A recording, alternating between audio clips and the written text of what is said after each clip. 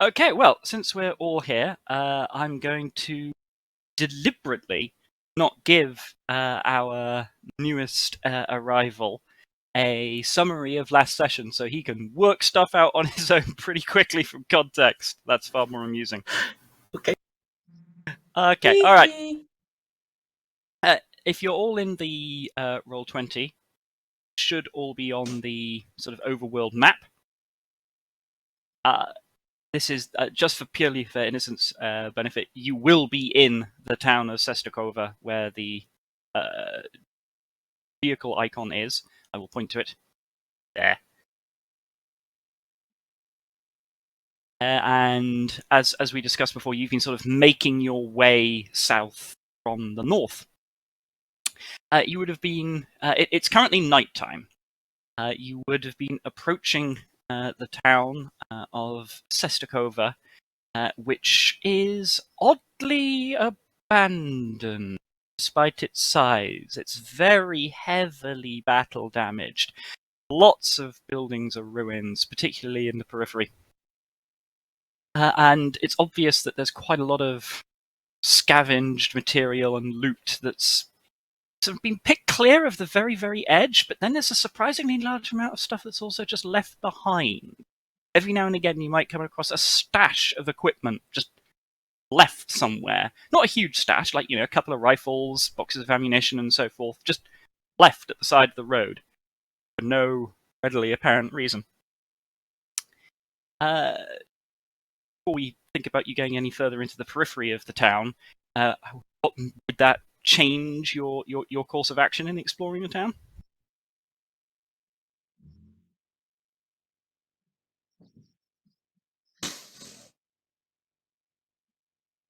I don't know, maybe it's just me, but I feel a little confused because I thought we were already in town when we left off at the last session. Yeah. No, that's correct. This is just innocent. This is just the new fresh meat. Gotcha. It's kind of suspicious, isn't it? It is. Like, people left in a hurry. Do I've seen any or heard anything? In terms of hearing anything, you're about to hear something very, very big, but you will have occasionally been aware of the sniffing and scratching of wild dogs or other wild animals throughout the town. None of them have approached you, but you're aware that they're sort of 2 walls away a lot of the time. Okay, I don't mind I can handle the animals. That's not a problem. I mean, I guess the prudent thing to do is to be extremely paranoid and maybe try to have a look at one of those dump supplies. Like, the idea being maybe somebody's watching and it's a trap. Oh, maybe absolutely. Give me a flat recon roll.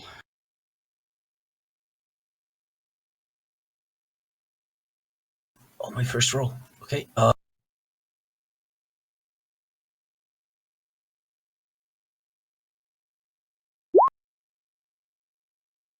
Okay. So as you go and approach one of these piles of supplies, it seems as though somebody just dropped them. They've not been neatly stacked. Almost as though they were being hauled somewhere in a big container and then just dropped. There's no sign of battle damage. There's no sign of wear or tear or anything along those lines. And you inspect it for sort of traps as you're heading up close. There's no tripwires, there's no mines, nothing along those lines.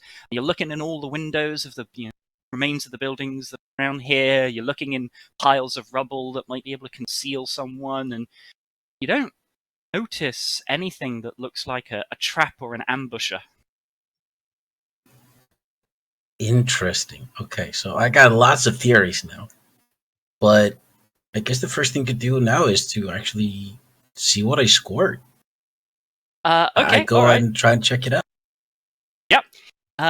You go and look at this, try to check it out, and find that this has got 3 completely standard AK-74s and a couple of boxes of ammunition. Oh. Okay. How much is an AK? Oh, wait. An AK-74, I believe, has a weight of 1, but I'm just going to check that.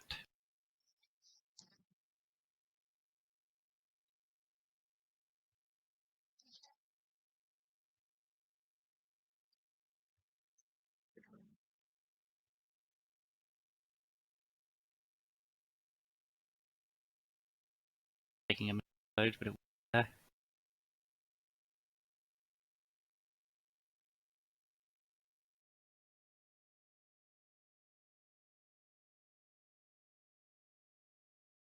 Yes, it has a weight of 1. An AK-74 has a weight of 1, a reliability of 5. If you're putting it in the sheet, a reliability of 5, a rate of fire of 5, damage of 2, critical threshold of 3, range of 6, magazine size 30, armor 0, 1. Yep. And how much ammo can I carry? Well, yeah. How much does a box? Well, okay, so I'm going to say that a box of ammunition equates to 5 magazines worth. I'm just pulling that off the top of my head. You note that there's only 2 actual like empty magazines. You've got way more bullets than you've got, or rounds rather than magazines. So I'm going to say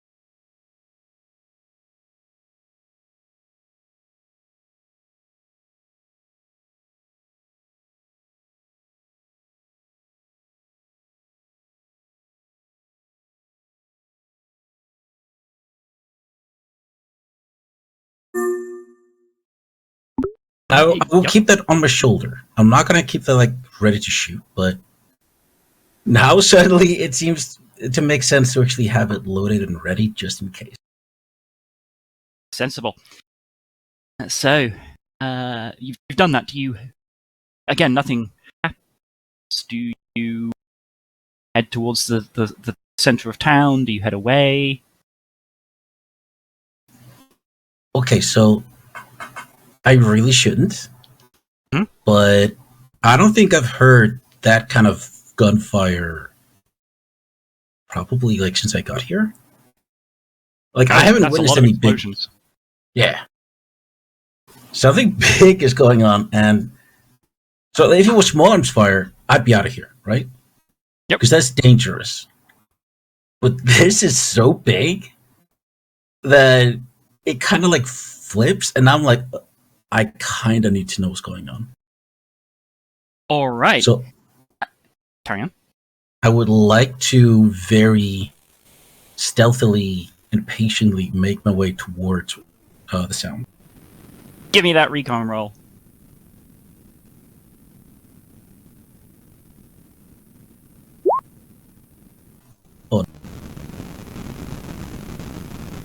Oh, okay, alright. Now, I am telling you that if you want, you can push this, which means that you can re-roll both of those dice, but if, however, they come up with explosions, you'll take damage or stress of some kind. That was a failure, right? A bad recon? Yes. Yeah, that's blank, so you scored no successes, but also no critical failures, which is just a normal failure.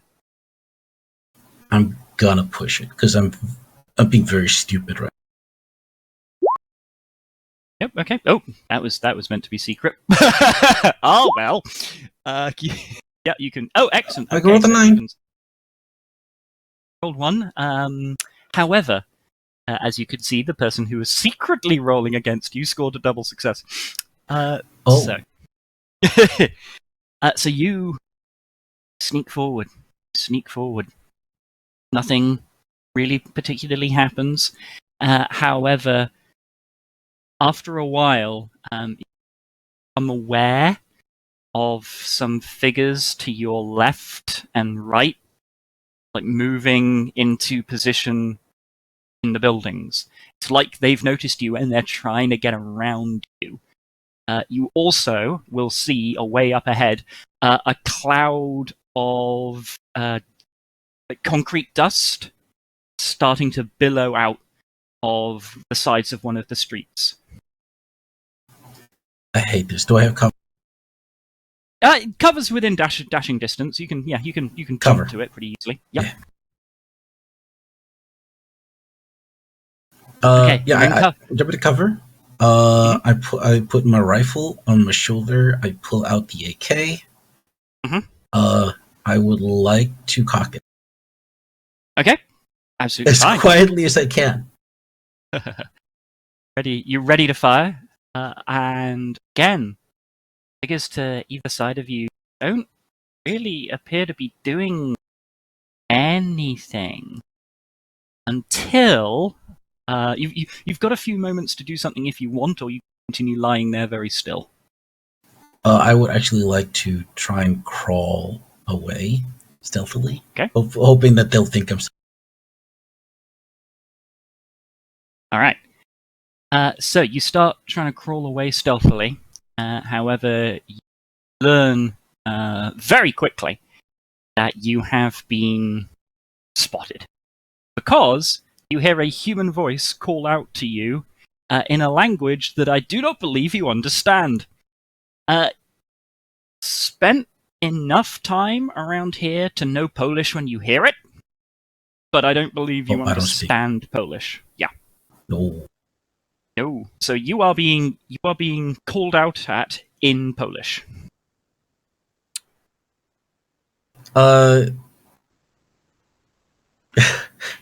Shit, I freeze. I will actually lower my gun and then raise both my hands. I'm not here to get killed. And then oh shit, what language do I speak?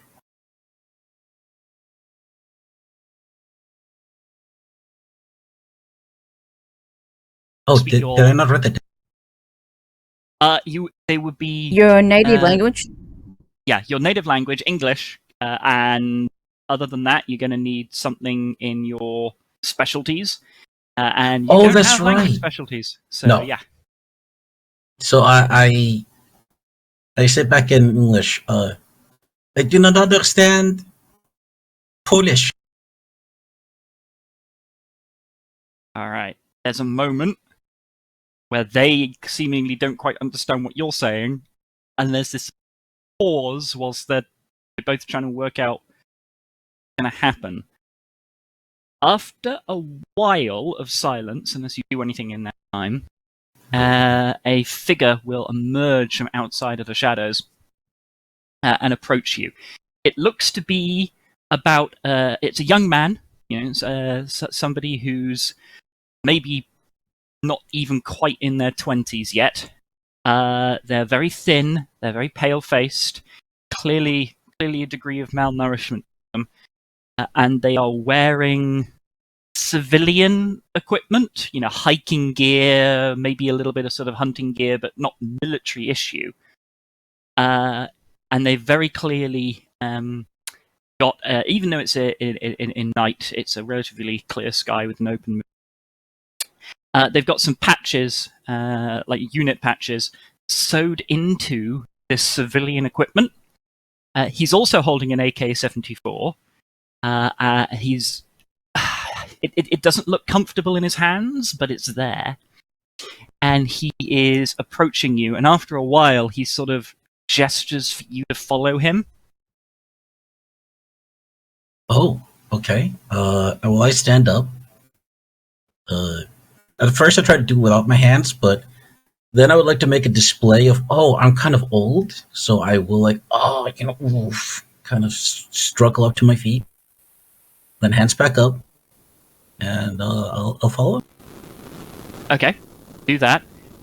He's clearly getting a little annoyed at your slow speed, but that doesn't really seem to stop anything, at least not at first, as you go along these streets. After a few seconds, you are aware... I say after a few seconds, but after about 20, you are aware, once you've turned a corner, going down another street, actually heading closer towards the now settling, billowing cloud of concrete dust, that there are 2 more people in front of you, 3 people have appeared behind you, and the people behind you are walking up to you at speed. I don't. Now I feel embarrassed because this is the first time I've actually been completely out recon. That's absolutely fair. These people come up behind you, and they actually put hands on your shoulders, put hands on your arm. One of them holds your wrist. It's not painful hold, but it's very much a don't do anything kind of hold. And they start removing your weapons. All right, yeah, I don't mind when I take the AK, but I visibly, I don't try to stop them or anything, but I frown when they take my ticker. They will not care. But noted. Eventually, you are led into closer towards the settling cloud of dust, and you become vaguely aware of yelling in both English and Polish. It's a bit distant for you to make out what they're saying, but it's there.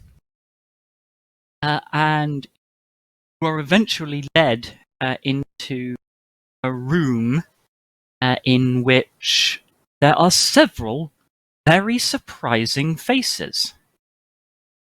Sitting around a table at one corner is clearly a US Army major from her insignia. She has long brown hair.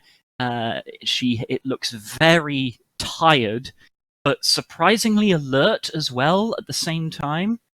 Like someone who's really focusing their mind and really trying to push through hard on a mental task when they're very fatigued, but who's good at it. Sitting at another part of the table is a gentleman in a Polish military uniform. He is looking quite smug and laid back, and very in control, very in charge. The other end of the table is sitting a woman in what you recognize as Russian military fatigues, but no uniform. No rank badges, no unit insignia. It's just the uniform.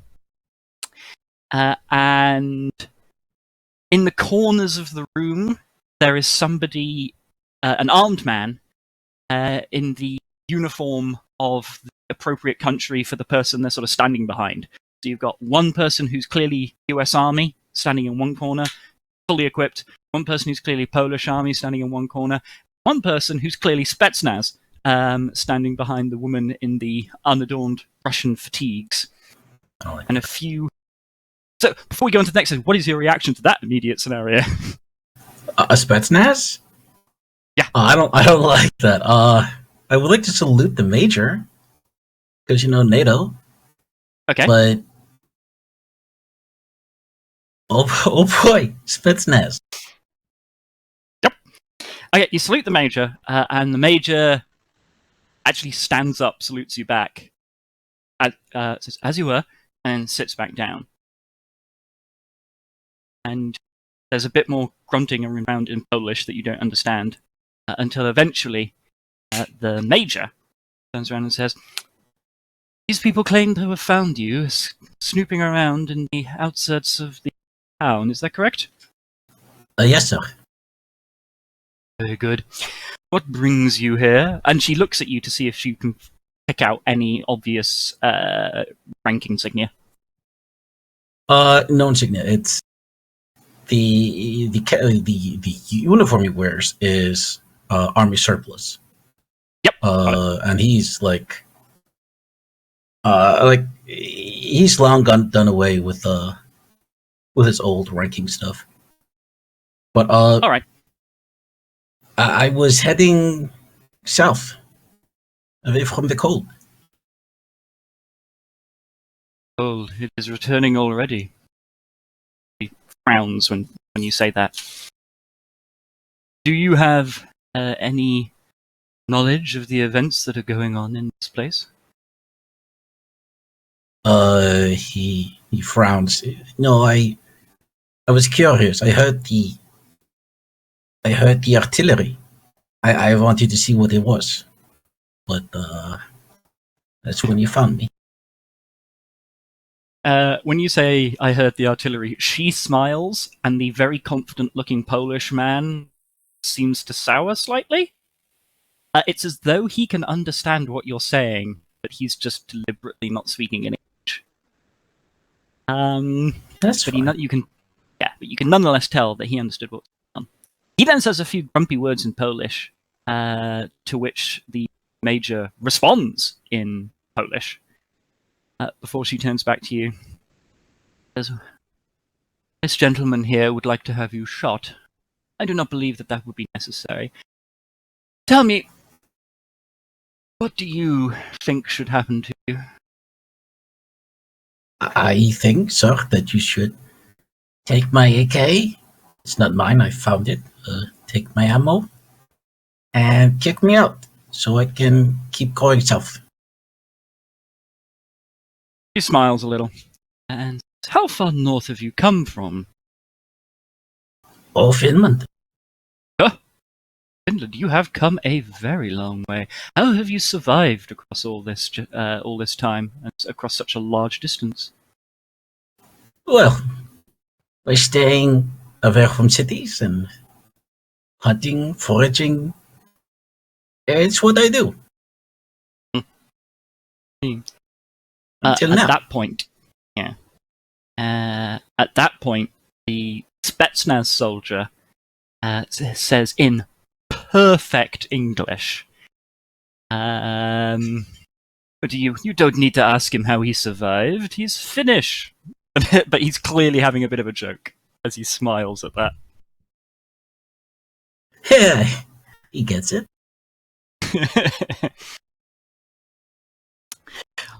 Well, I'm afraid we're past the point where people can just walk out of here. We're in a very delicate situation. However, I will have you wait with a few other people that you'll be able to find some commonality with. But for the moment, only talk to NATO soldiers. Avoid our friends, and she gestures at the Pole and the Russians, until the situation is a bit more. Explain that we are in the middle of a siege. This is an attempt to negotiate a peaceful end to it. Yes, sir. I apologize for the interruption. She was as if dismissing that thought because she knows you had no reason to know. And said, yes, well, associate will take you to an area where you can wait with some of the others. At which point a door opens, and another NATO soldier sort of appears, this one less heavily armed, just a pistol. And he will escort you through broken and ruined streets to a little area a few streets away. Every now and again, when you're crossing a street, he gestures for you to sort of like get down and run. And it's clear that the situation isn't entirely under control. As you're doing this, you see very clearly at one point the utterly wrecked remains of what would have been a multi-story building.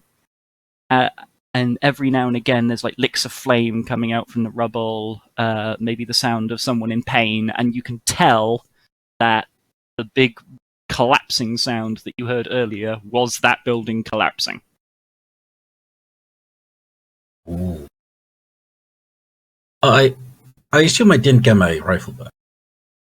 No, you haven't, but actually, oh no, when you're going to this zone, no, you've got your equipment back. They give you your equipment back, but once you're a few streets away, and you are shepherded towards an area where there are quite a few NATO soldiers waiting. Oddly enough, around the periphery of the NATO soldiers are a couple of people in sort of shadowy positions who are trying not to be noticed. Well, it's not trying not to be noticed, trying not to have attention drawn to them. They're very clearly just standing there. If anybody approaches them, they back off. And they deliberately remain in shadowy positions. This large gaggle of NATO soldiers involves, notably, 2 Abrams tanks, which is a real rarity to see. Holy shit. 2 Abrams tanks, and a particularly scruffy-looking gaggle of people clustered near one of the Abrams, which is where you meet the rest of the party who are currently gathered around that Abrams. Party! Introduce yourselves, describe yourselves for the new character, and also Innocent, describe your character as you are led towards the main party.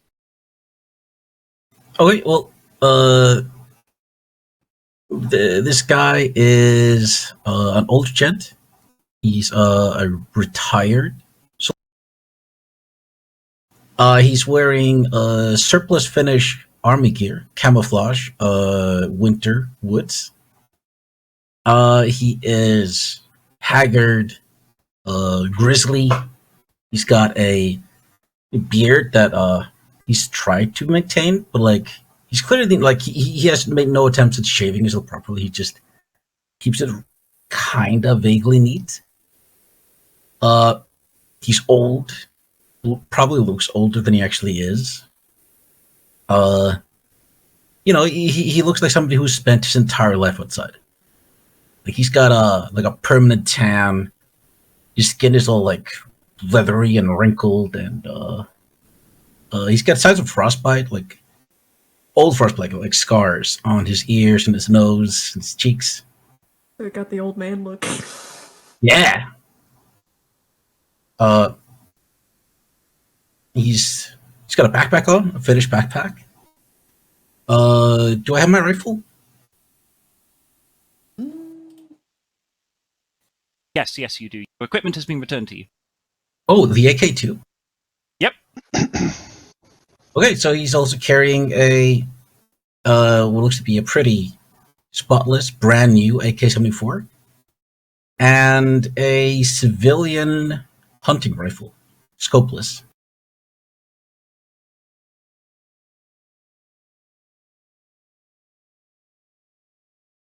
Okay. We'll start with Mac. Mac, introduce your character and their appearance to this new arrival. Mac's the clear German in the group. Basically, I am. You can tell that with all the other uniforms you see around you, mine's different.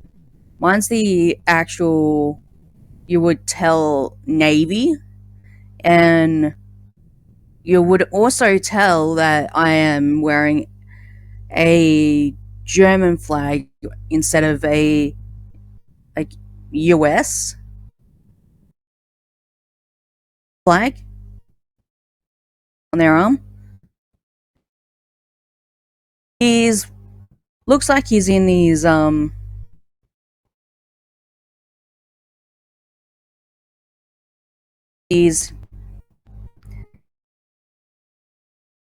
and he looks like he's in his late 40s.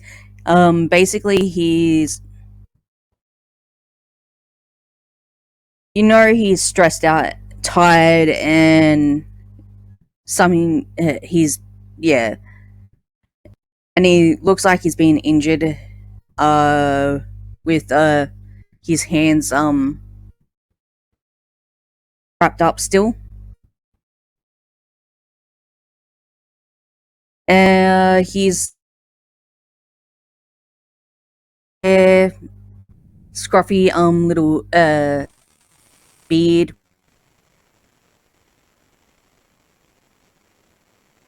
Yeah. To your Does he have a approaching. And he's got obvious a ranking? rank. He does have a rank. Yes. He has a rank. And you can tell it's either Vice Admiral or Commodore rank. Oh, so he gets a salute. And what about He salutes back. Thomas?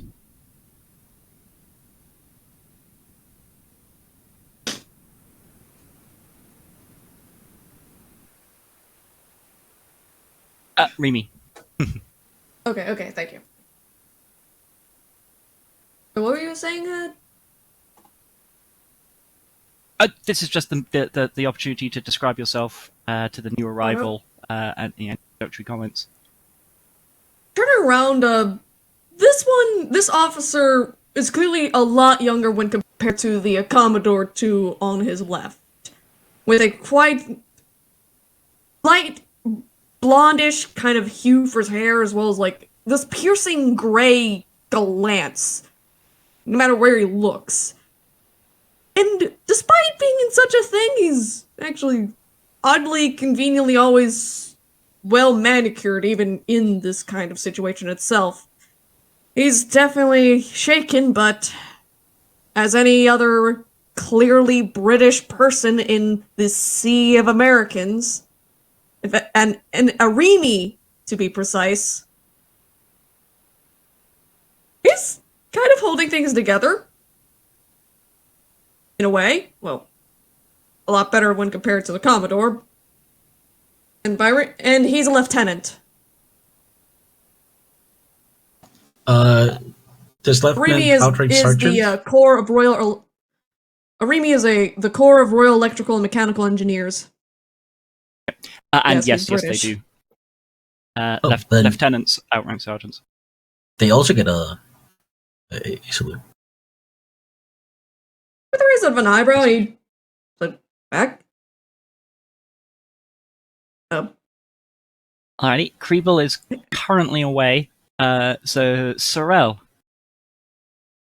Yeah, my character Oh, is Sergeant. Sergeant First Class Buzz Dalton. First name's really Brandon. He's a bit tattered right now. He's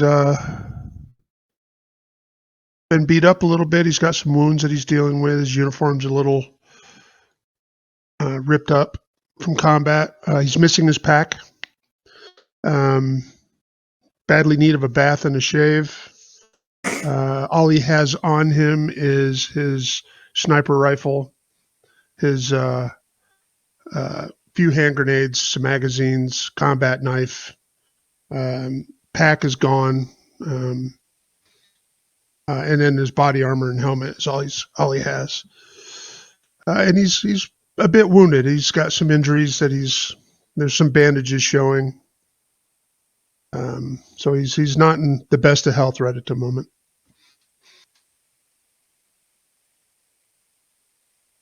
And so, Innocent, your escort effectively gestures for you to wait with these people, and unless you say anything to the person who escorted you here, they will just walk away and go back to their business. I'm let him go. Okay. And I'll look towards the group and shrug. And hello. Hello. I guess I am with you now. Yes. I do suppose, you have a name, correct? Oh, yeah. He steps up, offers a hand. I'm Emil. Emmy? Emil. Emmy. Oh, right. Emmy, yes. With an L. Emil. Emil. There you go. Soberslow. Of course, unofficially, I'm Soberslow. However, outside of professional settings, it's Draco. Draco Soberslow, though I do believe some of the unit has called me Dragon Breath. In some regard. Oh, well, it is very nice to meet you. Yes, he'd actually take the handshake offer and hopefully. Yeah. A few years Yep. ago, I believe you would have been my officer. Really? Oh yeah, back in the day. Yeah. Now, it is such a shame that a whole war had to start, and us dragged through this. But hopefully we'll find a way to resolve this whole situation. Hopefully. You came here before the siege. Repeat that? You came here before the siege.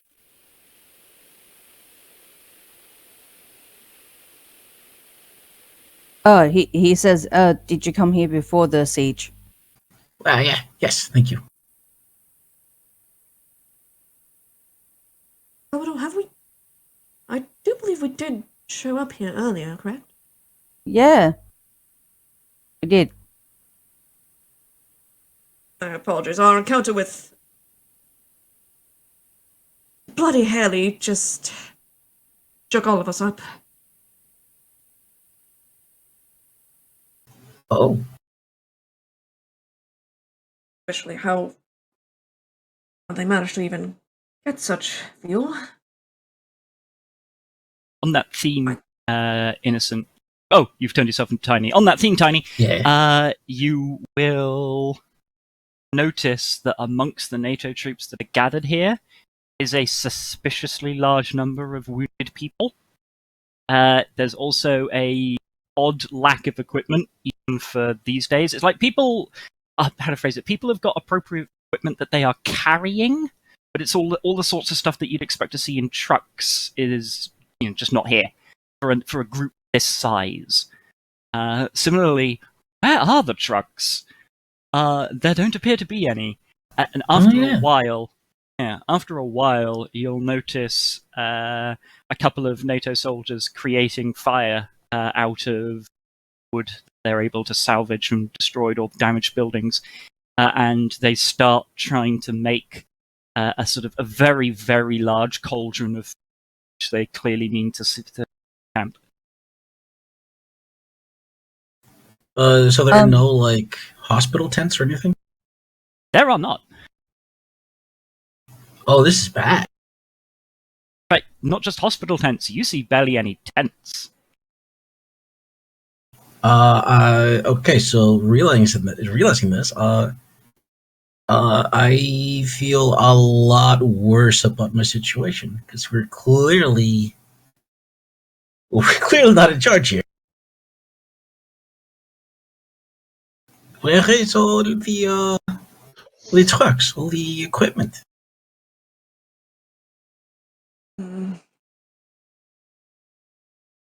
Polish.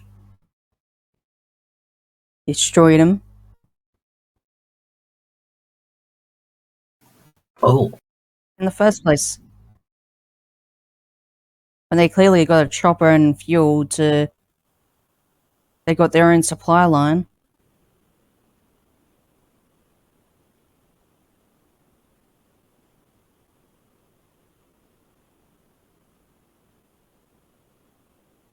Oh. Does someone want to fill in, Emil, on the events that have led to this unfortunate moment?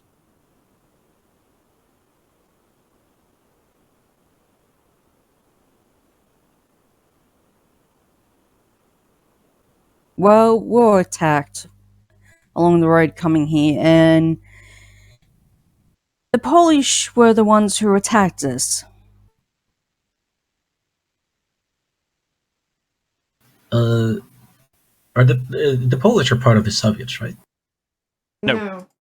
It's No. it's a three-way. No, it's a three-way split. So in this scenario, Poland gained independence from the Soviet Union in much the way it really did, but the Soviet Union didn't completely collapse. It just about stayed on when they were Russia alone and one or two other little bits and bobs, and then they started like reconquering and reobtaining territory.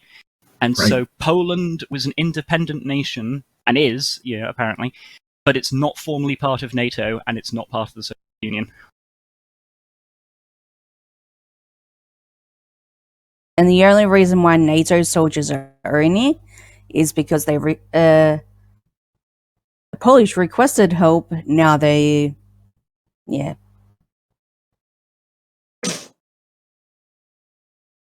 That might be what the person believes in character. The out of character is more complicated than that, but in character, that is something that is often stated. Strange. Yeah.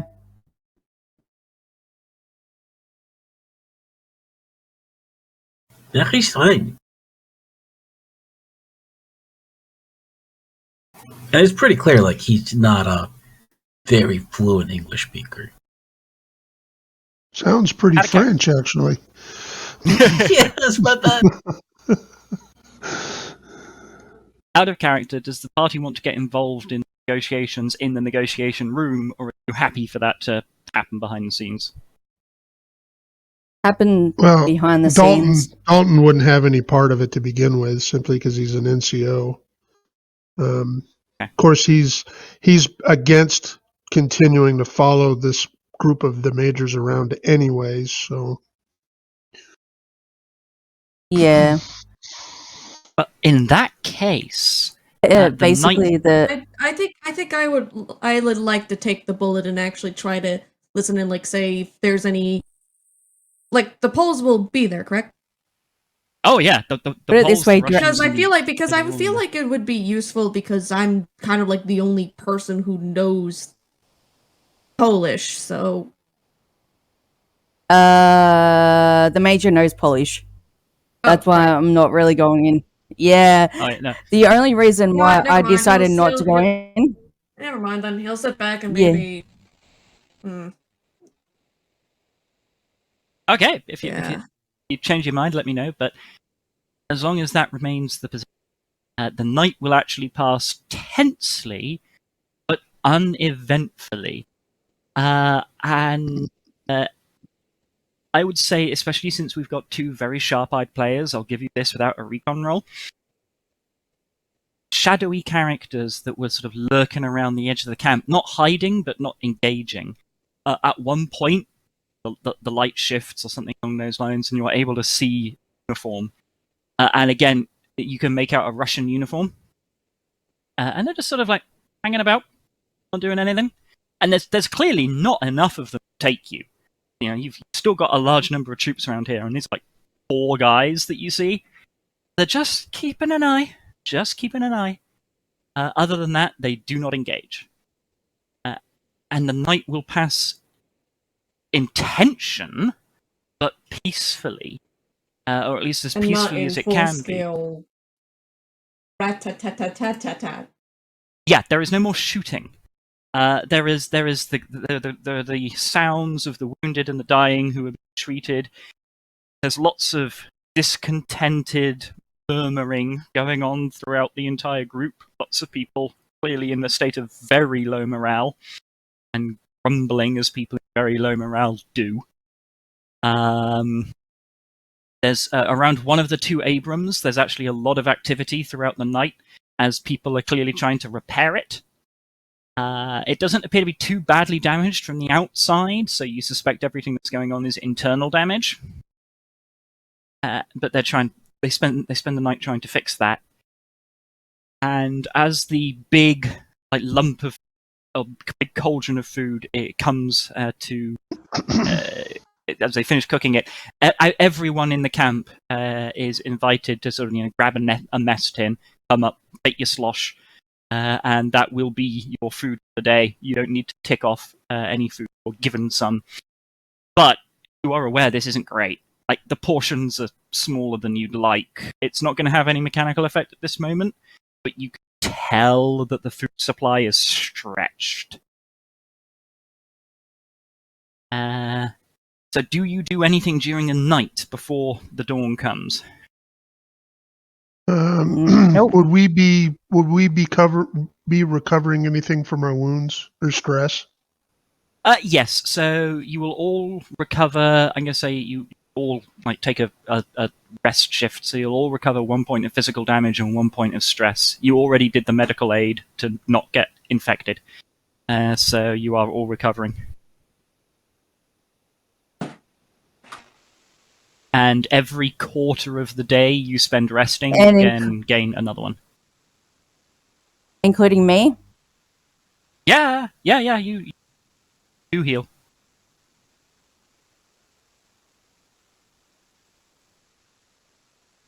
Okay. So, dawn rises. It is an ominously quiet dawn without birdsong, but it does nonetheless rise. Very few people in the camp got a good night's sleep. There are a lot of people who were very tense, and the number of people who were on guard was unusually high. This does not perhaps surprise you, as you are camping and sleeping streets away from the people who are allegedly trying to kill you. Very few people slept in the open air. They were all sort of gathered in ruined buildings. But the sun does rise. And eventually, the major leaves the sort of meeting room and comes around the corner, and she goes to clamber up on top of one of the Abrams tanks. You can all make me recon rolls as she's doing this.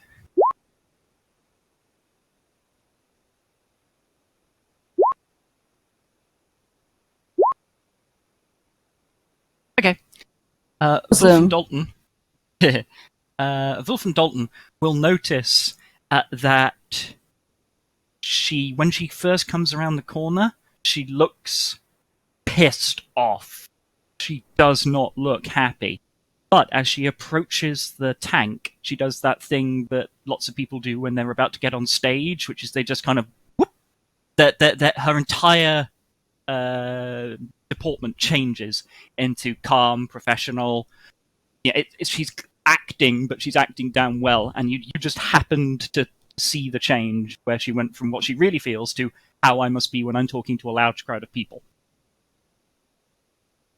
Clambers up on top of the tank, and then calls out, Men, gather round. And people start coming out of their various buildings and gathering around. We have had a long night of hard negotiations, and we have managed to arrive at a settled, peaceful solution to this siege. It is not what I would have liked. I must confess to you all that this mission has not had results that we all hoped it would have had. However, this is the best we can now achieve, and it will prevent the loss of any more of your lives. And as you all know, I have done my utmost to safeguard the lives of my men at every stage. The terms that we have come to are as follows. We will retain control of the supply dump at Sestakova, and the town of Sestakova is to become our managed territory. However, Polish forces who have come, Silesian Defense Force, to our south, who are associated with the town of Krakow, will take 50% of the supply dump. The Russians have been involved as key negotiators in this and have been able to broker a relationship. Will take 25% of the supply dump. We left 1/4 of the supplies. In addition, it will be our role to keep this area controlled, behaving in a more or less lawful fashion, and safe bandage. The rail line runs through Sestakova will be repaired by Polish engineers. We will then be responsible for safeguarding the rail line and ensuring that the Krakow train can pass through this area unmolested. As a result, not only will we be able to stay here with these supplies, but the city of Krakow is prepared to open a trading diplomatic relationship. This is not the unbridled independence that I had been hoping for. However, we will not be under the control of the Poles. We will not be under the control of the Russians. This is our new home, foreseeable future. We'll be able to continue to exercise our influence throughout this region. And we will still have far more supplies than we once had, though at a cost of material and life that I would not have wished to suffer. And she sort of pauses to sort of gauge the reaction of the crowd. The crowd itself is largely in a kind of a state of a combination of fatigue and a little bit of like silent shock. What's the party's reaction to this news? I think I would, as the senior NCO, I think I would, Bloody God. under my breath to the Commodore, I would just kind of ask a rhetorical question. I wonder if the attack on us had been discussed, and if any apologies or any kind of explanation as to why they felt it was necessary to attack us en masse was necessary. They wanted the supplies. That's what it was. We didn't have the supplies. We were headed there, but I mean, they attacked us unprovoked. There has to be an answer for that. He goes, Major, what about our wounded, and prisoner, soldiers? Are they going to be returned to us? She will say, "Thank you for raising that comment. Yes, all prisoners who were taken alive are going to be returned to us. This includes the wounded. I am informed that not all of them survived their wounds. This is deeply regrettable, but expected. The bodies will be returned to us as well, to do with and to bury in accordance with our own customs."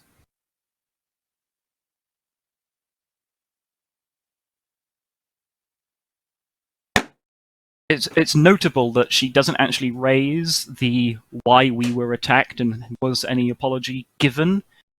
If you bring it up, she might address it, but if you don't bring it up, she will dismiss the group. But one of the officers will approach you and ask you to come with him to go and talk to the major. Yeah, I do believe he's planning to go. I do believe we should pull it. We should point that out after this announcement. Yeah,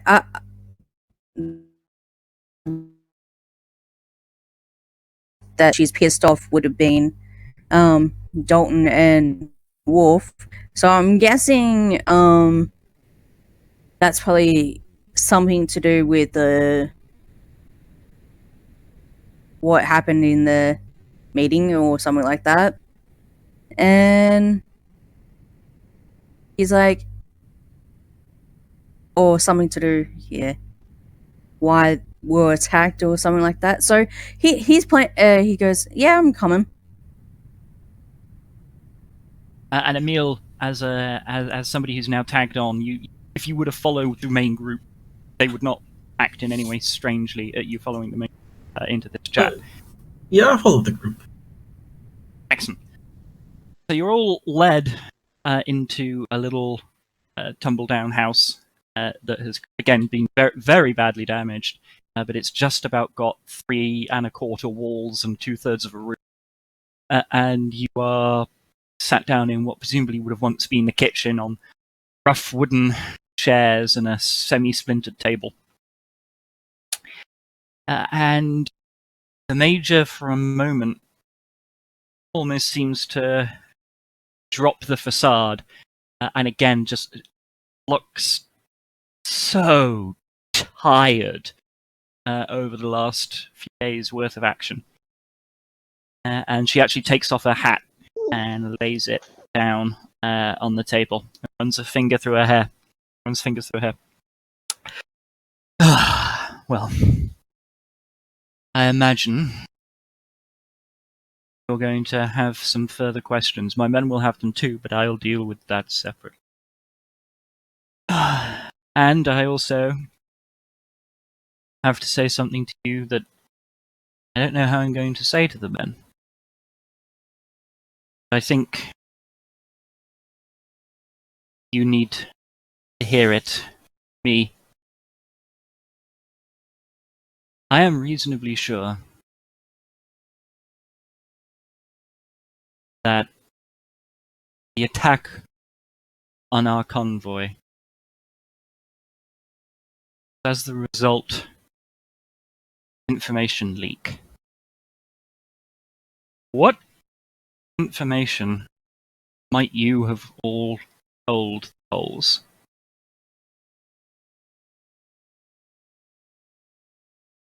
They wanted us to not head through their city, so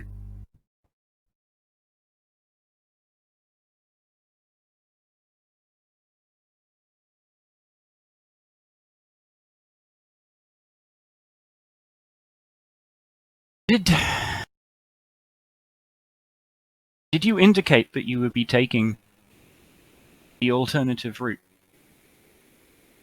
they assumed it was the only option we had.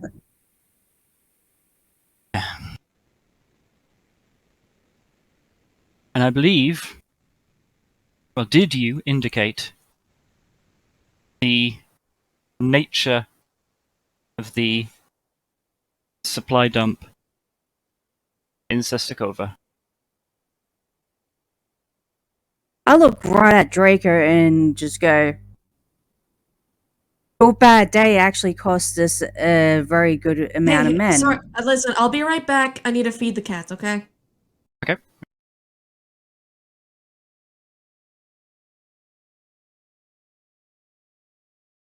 No, she'll note that comment. And I see. I see. And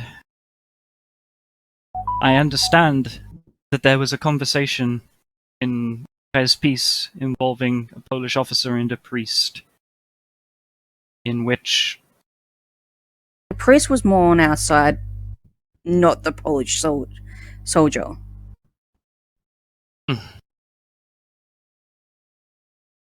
she sort of leans back, says, "Well, I know how it happened. It happened because they knew about supply dump, about its importance. They knew it was accessible. They knew that we would be moving en masse. They knew the route we would be taking. They knew that the position was to... apparently they had been told the position was that the depot would in no way be shared. Given that moment..." He asked for some of the supplies first, and I was like, "No." She nods her head, like understanding your position. there's... And I think that was the moment that sealed the fate of the convoy. It was not the only factor, but when he learned that there was such a large amount of resources and that he would not be getting any of them, decided to try to take it all and to prevent us from obtaining it. And his plan has, in part, succeeded. She sort of, leans back in the chair and states, apparently, he could not be... He was amazed at what occurred, and that seemingly believed when he stated that he would allow pass through the south route peacefully. He smiled when he told me that he couldn't believe you fell for it.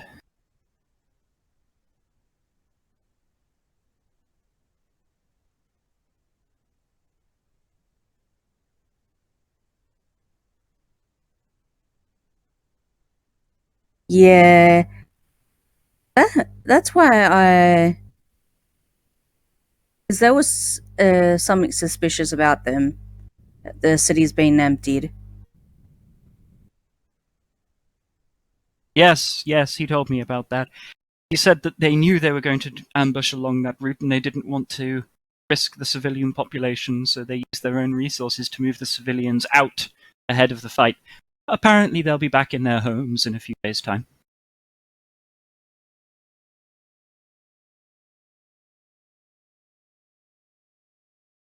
Well, Major, if they're willing to do that, you want to see if they're willing to supply us some to clean up the vault door so they can get their supplies? Ah, yes. The Russians will be taking care of that. Part of the fee for their 25%. They have all of the tools necessary to do it.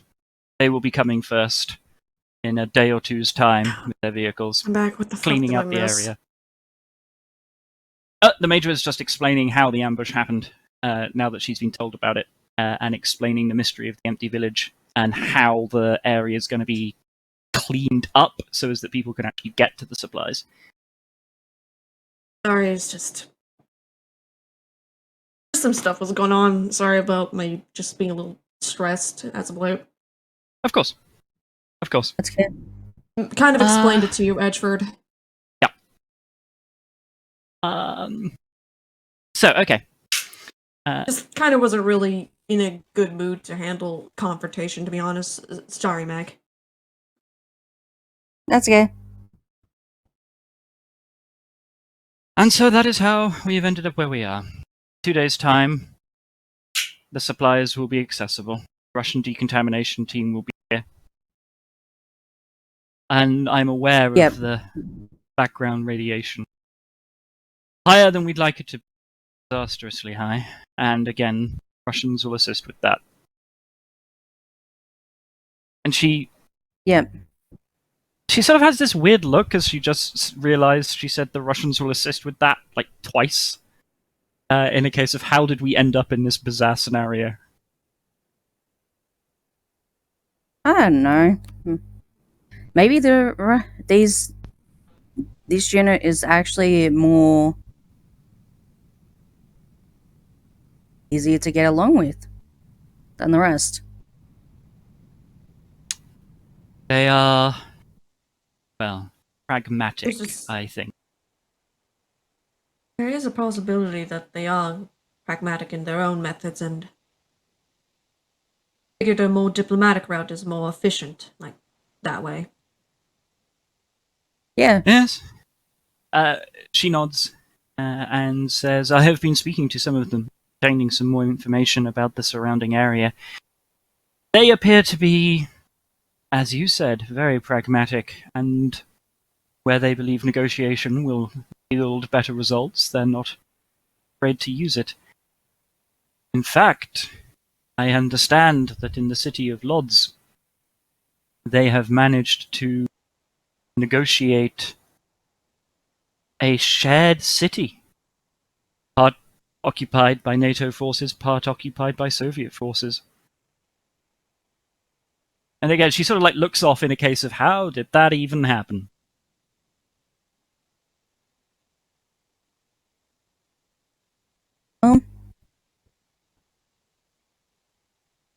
We know anything? You want us to check out the other two cities, Major? Oh, what do you mean, Kalis and Pretiao-Tibyansky? Yes, to see if the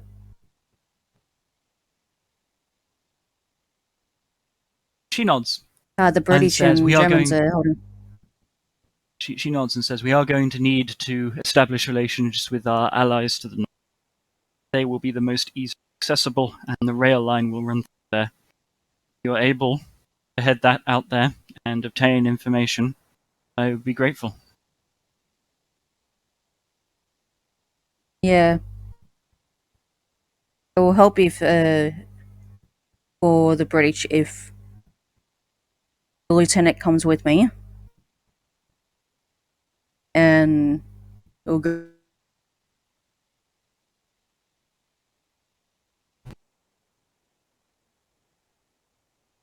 Okay, very well. In that case, you may take one of the trucks in the depot and head north. I understand that you have lost your vehicle, and the truck is the only other vehicle that remains spare. Yep. She looks There's around plenty at the of whole vehicles group in there. case. She looks there. Well, when you say there's plenty of vehicles in there, she sort of nods, but just remember, 75% of them aren't ours.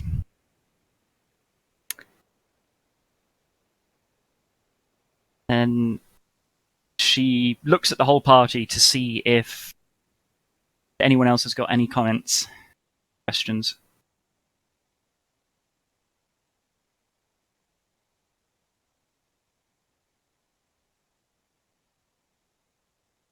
Okay. By the way, Mac, when you're saying, do you want us to go look at these other places, is this you attempting to get permission from the Major just to leave, and then you'll bugger off and do whatever it is you actually want to do? Oh, he wants to go and see the situation with the other units to gauge where they're at, Okay. so he doesn't have to deal with the Major and the fallout around here. Okay. Also, I will put little white circles around. Yeah, because you know that area is occupied by the Poles, and you know that at least this area from previous conversations is occupied by the Poles. It might be more than that, but you know that at a minimum. Okay. Well, there will not be any difficulty in that. So, you're led out with no further questions, and you're led into the fortified depot. The vehicles and men that you left here when you were last here are all still present, and they're all still very clearly on edge, like they don't quite trust this negotiated peace. But as this is happening, more and more NATO soldiers are going into the base. But coming with them are Polish soldiers and Russian soldiers. Until the supplies have all been divvied up, they're not really trusting anyone to have all their own troops unopposed inside the base. And as they're doing that, Edge, as they're doing that, I'm going to remove my rank insignia from the front of my uniform. I don't want them to know that I'm a senior NCO. Okay, yep, you do that. Nobody even notices you do that in the crowd. You can tell from the general atmosphere, particularly between Poles and NATO, the Russians are kind of staying out of it, that this is one bad word away from a fight. There are efforts being made to gather the weapons off of people and collect them in safe locations. But even then, it wouldn't be too difficult for this to burst out into a fist brawl, a knife fight, something along those lines. This situation is very tense. He goes, Major, there's a lot more to the complex back if you want to separate both Polish and NATO troops. She nods. 'Cause, yeah. He starts herding NATO troops inside the building, Polish troops in the compound. Some of the Polish officers are... You notice with the Polish troops, they're about a 50-50 mix of people in proper Polish uniforms and people in civilian gear with Polish insignia sewed to it. So it's very easy to tell that a lot of these people are not apocalypse veterans. They've been recruited in the past months, probably. Would any of these civilians be ones that we saw at the Major's original camp? No. So these are all different people. Yeah, these are all different people from different places. Okay. Would any of them be the ones that we would have seen with the priest? Yes. You would have difficulty recognizing specific faces, but you might see one person walk by when you go, hang on, I know you. Like, I saw you in that street. Nobody you had a conversation with, but you just might recognize the face. Well, I was thinking more specifically of the guy that was with the priest that never really said much. Just kind of stood there and was observing everything. Yeah, he is not here. Okay. Okay. And yes, the Polish officers start herding their people into various different places as well, but they're sort of jockeying for position slightly, nobody wanting to allow the other people to be in a readily more defensible position. But they seem to have a lid on things, and the Russians are just cool as a cucumber, hanging out round the edge, not getting involved. Okay, so you're led up to a Russian Ural truck. It doesn't take long to get it in working order, very minor repairs, change of oil fluid, that kind of thing. And then it is ready to go. You've got a truck. It is fully fueled. Not being given anything else. It's a Russian truck. It's a Russian truck, because this is a Russian supply depot. Everything here is Russian. Oh.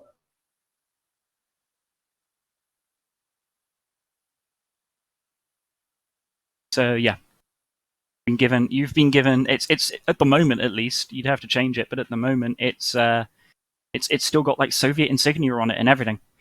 It is straight as it would have been out of the factory.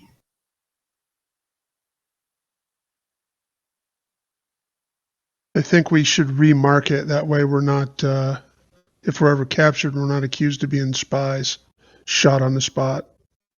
Good plan. Do you want to remark it as like blank, no markings, or do you want to remark it as obviously NATO?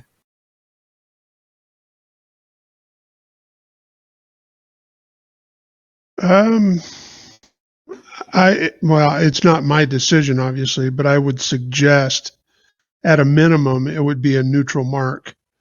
But it would be known to the three factions within this depot that vehicle is ours. But if we encounter forces outside of the place, I don't want them to think that we're associated with any one particular faction. We just happen to have a vehicle that's Russian made, but it's not marked as a faction aligned vehicle.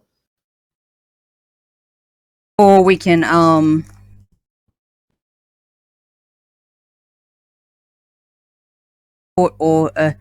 put the three symbols so they can, or we can actually create our own symbol so all three factions know it's us. Well, that's a good point. If there's this temporary truce going on, what would be the acceptable marking of a vehicle that is part of this truce / alliance? Maybe that's something we should. Yeah, you get Go the ahead. feeling that if you were, and maybe chatting to a couple of people around, that if you were to create a symbol that didn't possess any national symbology, it was just geometric shapes in simple colors, that would be entirely uncontroversial. But it would be a symbol that all three of these factions that are part of this I'll go with that. division of the bunker, they would all recognize it as being us, right? Yeah, you'd have to let a couple of senior officers know, but then the word would get around pretty quickly. And that would be my recommendation, is that we do that.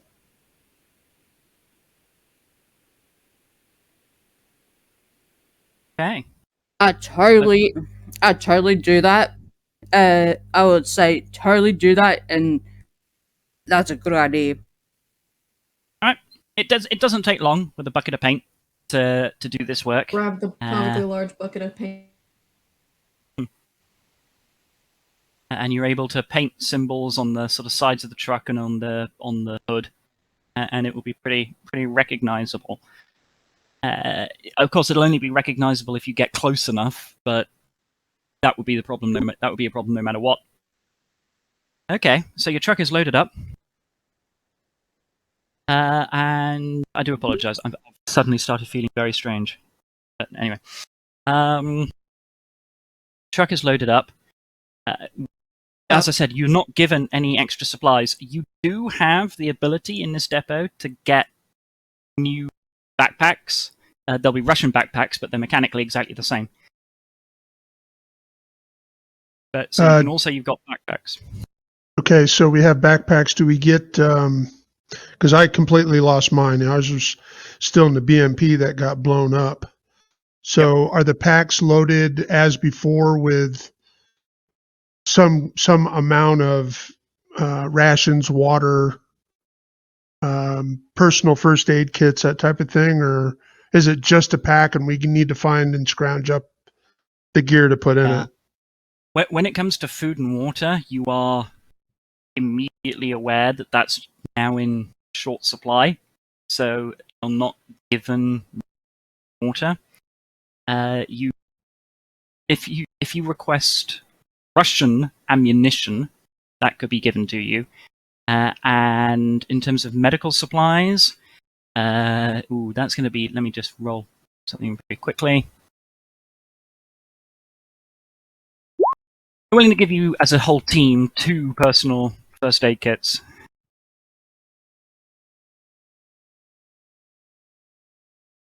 It's probably ought to be given to We'll just roster make sure Nancy, that and how she's the medic.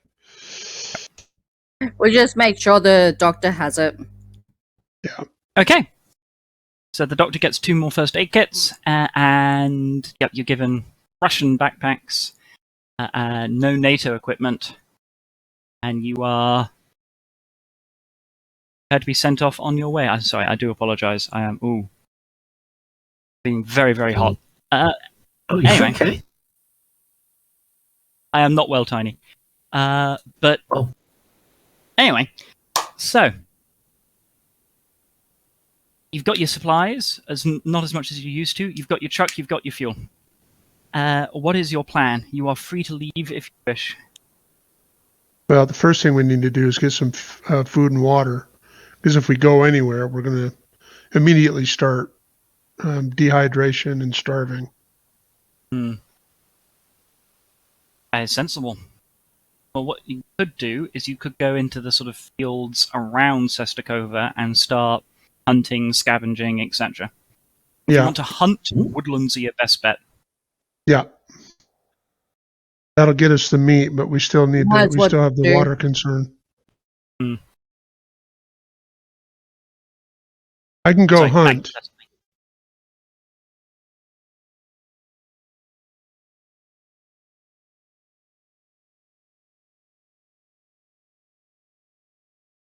What did you say, Mac?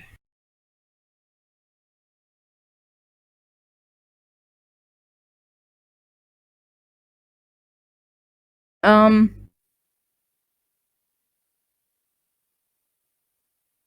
was gonna say that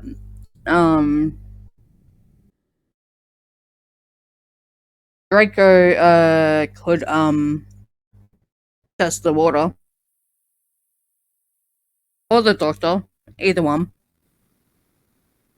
Oh, what, test the river water, you mean? Yes. No one's tested the water. Okay. You generally know that river water is not a good plan at the moment. You certainly don't want to be submerged in it. You probably don't want to drink it. This was established. Yeah, this was established before up near Kepno, which is that they're not as bad as open reservoirs, which are absolutely the worst. But open rivers are then the second worst for radioactive contamination. Can we look scoundering go looking around for water in the city Absolutely can. itself? Yeah. Oh, in the city itself. Okay. You can identify however many members of the team want to do that, and then you can all make me survival rolls. Go and try and find it. Actually, are we like able to speak freely now? Like, are people watching us? Yeah, you're able to speak freely. You can be off in in the back of the truck or something like that.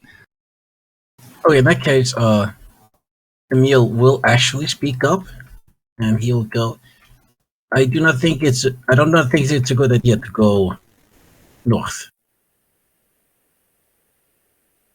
They talked about Lutz. How do you say it?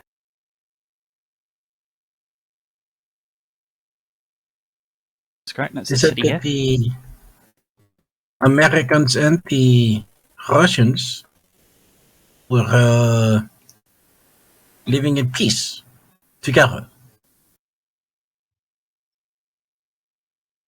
Yeah. He kind of looks the party.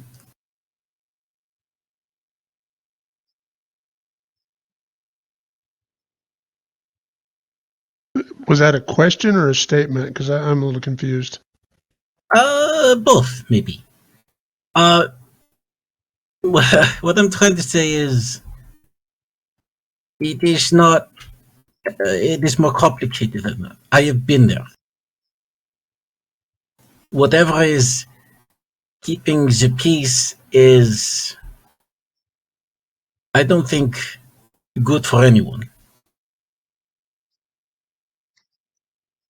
I certainly do not believe it would be a good idea to visit that place. You're talking about loads. Yes.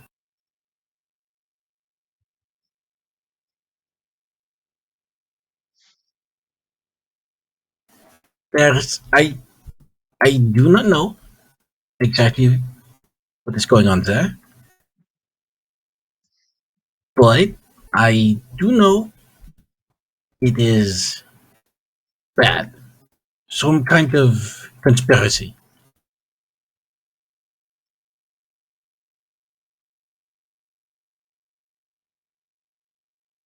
Something neither the Americans or the Soviets are willing to share with each other, but can't risk fighting over it either.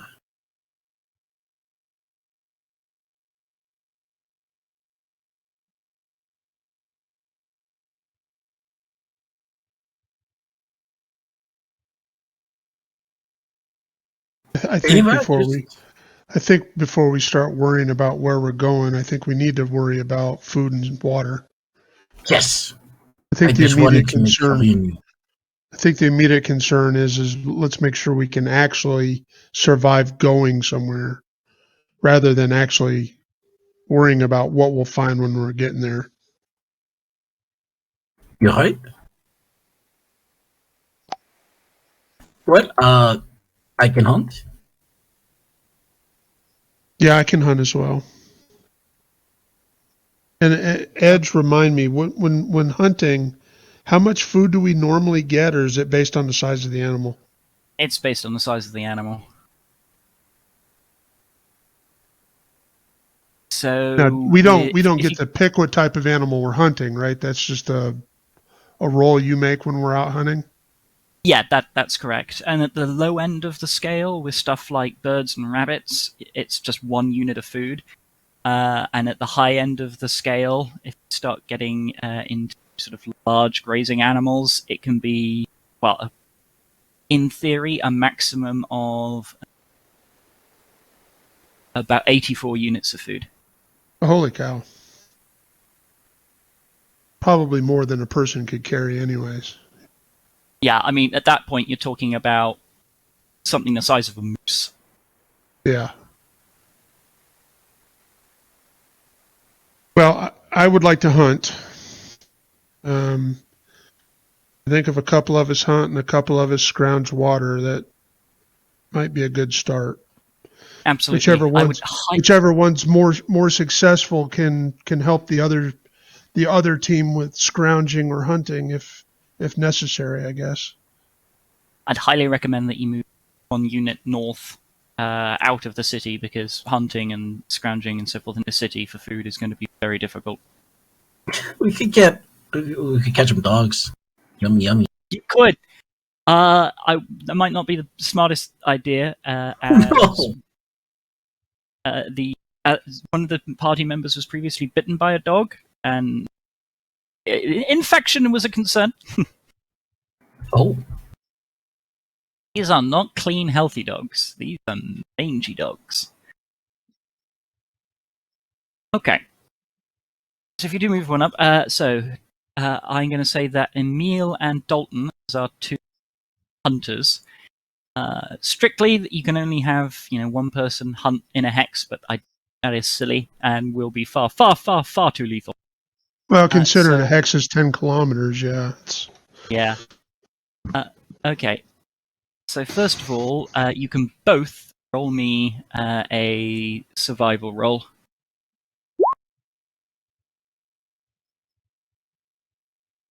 is this for hunting to obtain food? Yes, it is. So I get +1 to. Excellent. Okay. So one. Okay. You pick up on the trail of 3 different sizes of animal. You can only hunt one each, so one of them you're going to have to let go. But you effectively pick up on a bird, or just a bird. Something about you think it's a fox, and what could well be a very, very large deer. I'm going to stick with the deer. Okay. And only one of us can hunt the deer. But yeah, unless actually, I'll let you both go after the deer. This means you'll permanently, or for this session at least, lose the other potential source of food. But I will both allow you to make rolls for the deer. Okay, because I mean, a deer is a lot of food, right? Yeah, and this is a big one. Yeah. Yeah, I think we should try to make sure we catch that instead of splitting up. If there was like 2 deers or like smaller animals, then split up. But no, I want 2 shots in this. Yeah, I agree. Okay. Absolutely. So you can now both make me flat. Actually, no, recon rolls at +1.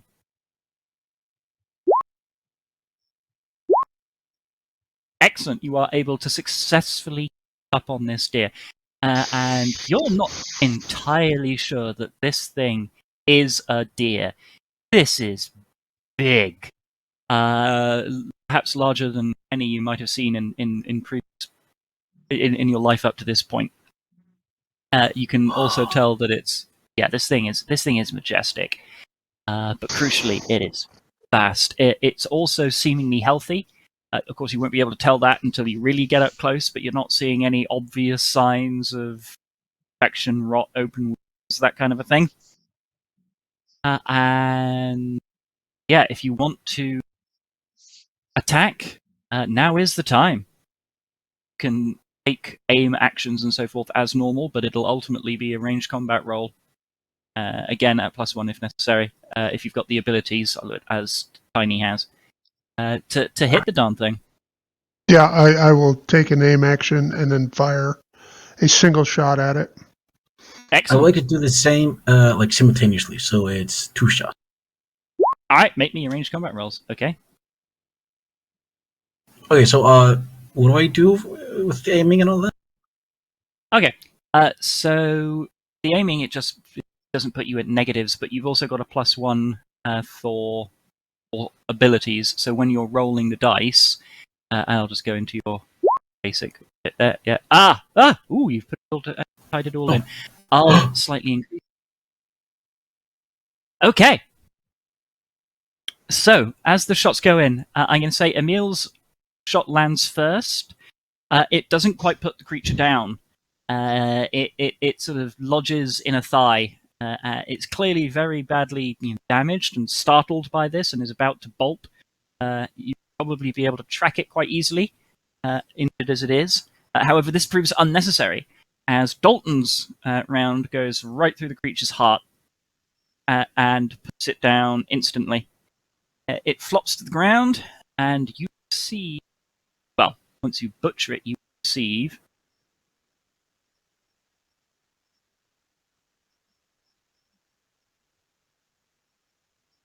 Good shot. This was worth 35 units of food.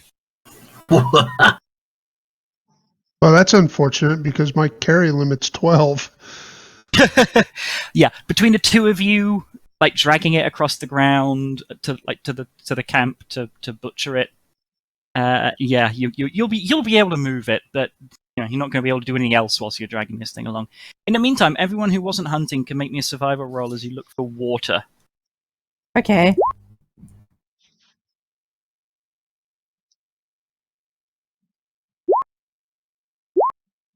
Yeah. Okay, so Wolf and Soboslaw are searching around the desolate, blasted fields, and you don't find anything. Find maybe some muddy puddles, that kind of affair, but you know that's not a good plan. Rostam, I just however, walk around instant. Yeah. Rostogram, however, manages to find an old, very tumble-down farmhouse. And searching around that farmhouse, you don't notice anything particularly useful in terms of supplies. Do find a well. And you're able to draw up some water from the well. The well doesn't... it doesn't appear to have run dry, but you can kind of tell there's not a huge amount in there. But there's going to be enough for the party to fill their canteens at this well. Sounds good. So, And a canteen has how many portions of water? Is it 2? yes. So everybody's got 2 portions of water, and when Dalton, Emil, how you are the triumphant heroes returning with this absolutely massive beast. Do you have smug, self-satisfied grins on your faces, or are you looking still a little downcast? It's not, I wouldn't say a triumphant look, but it's, we're satisfied that we're going to be able to starve to death. Yeah. Emil looks happy, but not smug. Yeah. Content, Very good. satisfied. Yeah. Yeah. Given the sheer size of this creature, it will take you most of the rest of the day to butcher it and start cooking / drying meat, because you are aware that if you don't stuff like that, this thing will spoil very, very quickly, and you might have 35 units of food, but it'll be rotten before you can eat all of them. Right. Oh, 30-6. That is not a Russian round, No, it's an American right? round. Yeah. So I assume there are none of those in the supply dump. There are none, no. It's Russian equipment only in there. Bummer. I'm down to 6 bullets. But And my I do have rifle my doesn't. AK. Yeah, my rifle doesn't use 30-6 rounds. Mine's traditional NATO 7.62 rounds, and I have 3 full magazines and 1 half magazine left.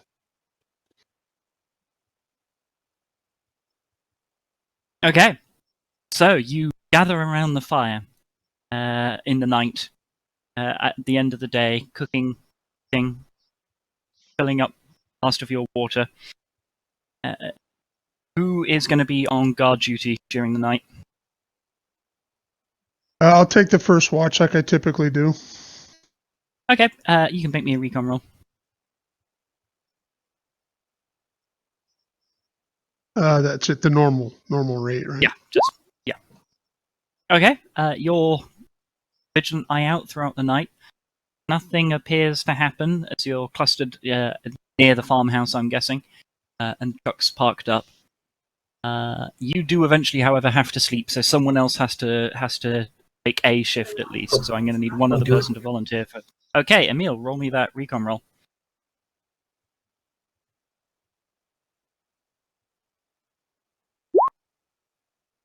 Okay, so as you're keeping an eye out Oh, no. at night, don't pick out anything particularly unusual, anything along those lines. Every now and again, you might get the feeling that something was rustling in some bushes, but when you investigate it, there's nothing there. And nothing happens during your watch. Okay. So the sun rises, The you Commodore have was full bellies. Oh, sorry, Mac, you were saying. The Commodore would say you can sleep in the back of the truck if you want. If you need to. Okay. Now the sun rises on a new day. Everybody heals 1 point of physical damage and 1 point of mental stress. What about radiation? Radiation is forever. Oh, okay. Well, okay. It depends if you've got permanent rads, or I'll look at your sheet if it's down as permanent rads or temporary rads.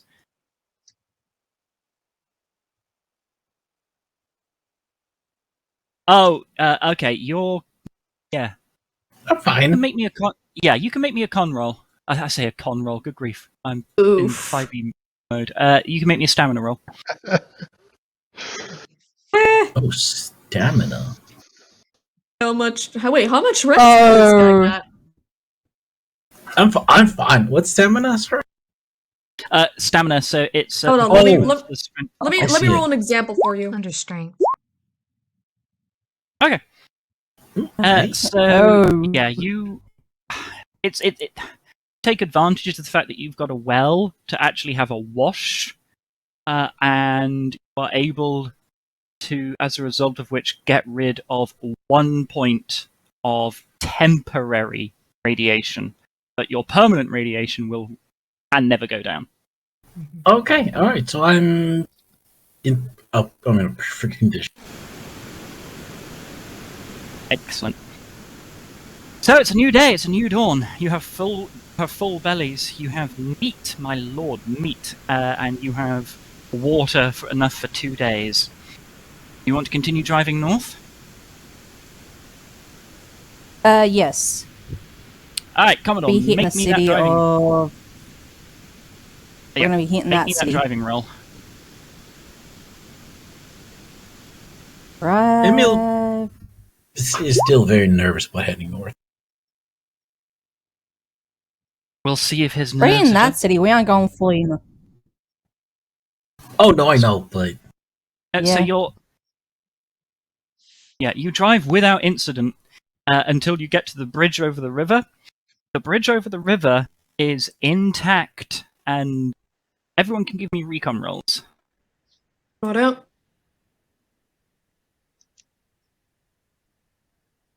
Recon, everyone. Hello? Okay. Oh, Emil's doing it.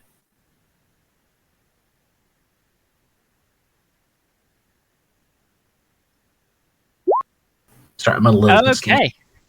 That's fine. It's fine. You're faster than my mind is at the moment. So, you drive up to the bridge. The bridge is bizarrely intact. It's clearly been repaired, as though at some point it was damaged in a battle, and as a result of which it's been made up with very sturdy temporary surfaces. Some of it's been re-tarmacked. It appears to be completely unguarded, but Emil, with his keen eyes, notices a suspicious-looking wire running down one of the structural supports on the bridge. I would like to bring that to the attention of the party. Point towards it and go, Vaya, Why? do you see? There's a wire on the side of the structure. Hmm. Why do I have a feeling that this bridge is rigged to blow it at any plausible moment? Go and investigate with the meal. Right. I have Show some you tech where ability. the- I can go in case we need to disarm a weapon, Yeah. an explosive. Alright, come with I me. could offer Overwatch. You might as You well can do that. Overwatch. Alright. Well, okay, in that Right. case, Emil, as the person keeping an eye out on everything, please roll me... Oh, actually, I'll use your additional recon. I mean, the recon you've already done.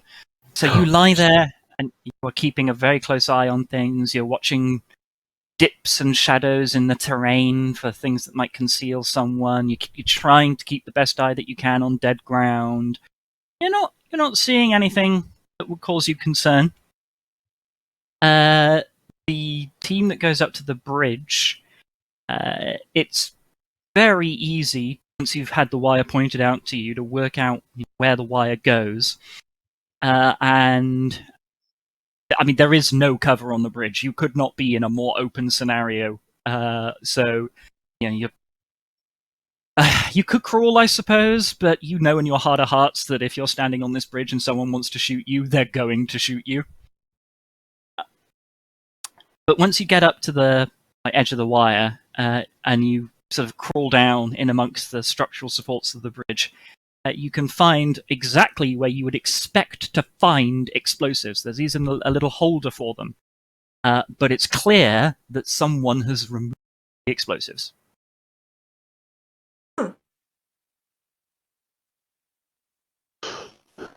That area definitely could be suited to hold an explosive to blow this bridge down, but that's odd. Someone already beat And us it to the might- punch. It might have only been removed from this end of the bridge. Do we know if can we see far enough to see if there's explosives or any indication of explosives at the other end? Now that you know what you're looking for and you're alert to the problem, you can see another place where explosives should be. You cannot tell from this distance if they are there or if they're also missing. Can we traverse the bridge underneath through the structure to get to that point, or do we have to go back on top? You absolutely can. It will, however, require a mobility roll. Failure at this roll might result in you falling off. All right. I'm going to ask Soberslau, do you want to try and push that? Honestly, for some reason the dice gods really want to flip me off today. Okay. So, you're crawling along, sort of like, There we hey, go. the push works. Good. That is very good, because otherwise you would have fallen into radioactive water. So, you are shifting along, and you kind of do like, bit of monkey bar kind of thing, bit of leaping, etc., to try and clamber supports. It's clearly not designed for this, but you just about, all of you manage to safely clamber your way to where the other explosives should be. You notice again a wire leading away in the same direction. and you can kind of tell now that the two wires actually merge to become one wire as they go a little further away, and see that the explosives have again.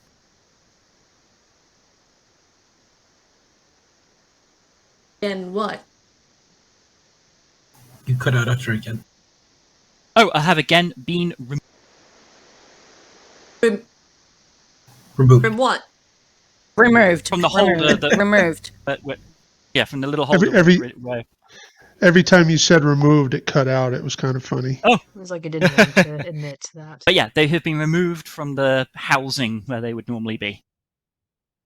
All right, I'd like to crawl up on that side of the bridge and kind of look around to see if there's any evidence of, people nearby, any positions that may be keeping an eye on the bridge. And if not, then I would wave to the Commodore that the bridge is clear to drive across.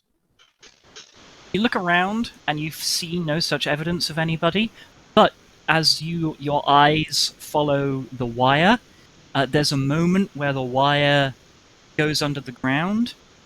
You can kind of like scuff it with your boot, and it's clear to tell that it's only just a really thin layer of topsoil that's been put on top of the wire. It hasn't been very deep, and that just runs off towards a little mound. All right, I'm gonna as stealthily as possible follow the wire to that mound and investigate the mound to see if it's another one of those sniper bunkers like we ran into before, and see if there's anybody or any evidence of recent activity. Yeah, it's again, now that your eyes have been drawn that way and you're alert to the possibility, the little mound, once you get up to it and move some bushes aside, it's pretty obviously a concealed position from which you could put a machine gun or a sniper or a small team. And you also know that if for whatever reason anyone inside there wanted to shoot you, they would have done it long ago. Right. If you sort of like peek through the firing slit, or if you try and go around the back, you will quickly be able to determine that this position is long abandoned. You'll be able to find the wire does then lead to a detonator, but it's no longer got anything to detonate. Okay, well, two things. One, I would indicate hand signal wise to Slobosaw that the position is clear, and then the second thing I would do would be to gather up the detonator, because that might be useful in the future. Absolutely, note that on your sheet. Weight 0.25. It's like it fits in the palm of your hand. Weight is 1.25 or just 0.25? 0.25. Oh, gotcha. So yeah, you have a detonator. But yes, it is safe. It is secure. Whatever trap set here was set long ago and long since left. Okay. Well, with your with your previous driving role, you'll be able to keep on going to the town of Radomosco without any real difficulty. You're driving along the road. It's plain, open country. Everything here is wide open farm fields, neglected farm fields in the main, but farm fields, a pasture land, and will eventually come within sight of town. It's a small town. It's not particularly large, and it doesn't look as well up together as Crespis. It looks a lot like the other places that you've gone through, where there's a combination of damaged and repaired buildings, with the damaged buildings being in the majority. So is there any civilians in the area? You can give me a recon roll. Anyone who's surveying the town of Radomosco can give me a recon roll. Yeah, we've been driving, right? Like, I'm back in the... Yeah, you're in the back of the truck. Unless you jump out, you won't be able to see anything. You've got to be up in the cab. Oh, okay, never mind. Do I see anyone with that recon roll? You do. So they're too far away for you to tell what they are, other than that they are human. but you see people walking about inside the town like they were going about their daily business. Can I drive through the town? Yeah, I mean, you can certainly try. There's no obvious like barricade or anything along those lines. But as you drive up, yeah, continue. I was about to say, but as you drive up, you will be aware that once you get within a certain distance, the people that you saw living their daily lives sort of scatter and like go inside buildings, and there is a couple of people who are appearing near the edge of the village or town. I stop the vehicle and get out and walk up to them. Okay. Are you taking anyone with you? Whoever's in the cabin with me. I would like to, when they stop the car and get out, I would also like to get out and try to provide overwatch from the car. Yeah. Just Yeah, not like with my gun out. Ready to grab it, but I'm not gonna be like aiming my gun at these people. Not gonna I'll go be blasting it at any moment. I go, Draco, come over. Oh. I was wondering if you'd think of that. Okay, good. As you approach, these people don't look like part of any army. These people look like civilians with guns, and they will call out in Polish as you approach. That's close enough. Who are you? What do you want? I'm Commodore Wolf with NATO. I'll try to translate as much as possible. So I'm the only literal person who Speaks Polish. Working on it. If you Maybe die, sometime this again. party is in trouble. Yeah, y'all are fucked without me. Okay. Y'all are So- 1000% fucked. Okay, so you do that. Yep. And you were with NATO. I'm the I see. only engineer too. Yeah, with NATO. yeah. I see. Yes. We're currently got a peace treaty with the Polish in Krakow. what's the city called? Krakow? Krakow. Krakow. Do you need any supplies or anything like that? We can send word to the Polish. And you say Krakow, there's some like side eyes going on between various people here, but they don't appear to do anything particular once you've said that. And they say, if no, we are okay. Everybody needs something, but we don't need anything too badly. Why? What are you selling? We aren't selling anything. We thought you might. We're just passing through. Just passing through, eh? And he sort of like looks behind your truck over at the horizon, trying to see if there's anything else. Is this just you? Just us. Yes. Well, how many of you in there? He counts 1, 2. There's only 5. 5 us in total. This is very well. Keep your weapons in their holsters or on your backs, and come through. Need to, if you want to buy or sell anything, you can talk to the people around here. We've got, and he sort of like thumbs behind him down the high street to one of the more intact looking buildings. We don't really have a proper trader or anything, but that's where we do most of the trading if that's necessary. Okay. Noted. Oh. Noted. Noted. He goes. If you ever do need any supplies or anything, Crespis can Pres Charl? I don't know how to. I'm butchering this name right Oh, here. what, Sestakova? Shower. Just a go. Sestakova.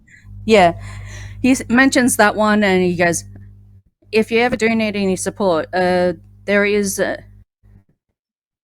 a go, Joa. the major down there will be able to help." Very well. Okay. What major? What's gone on? Oh,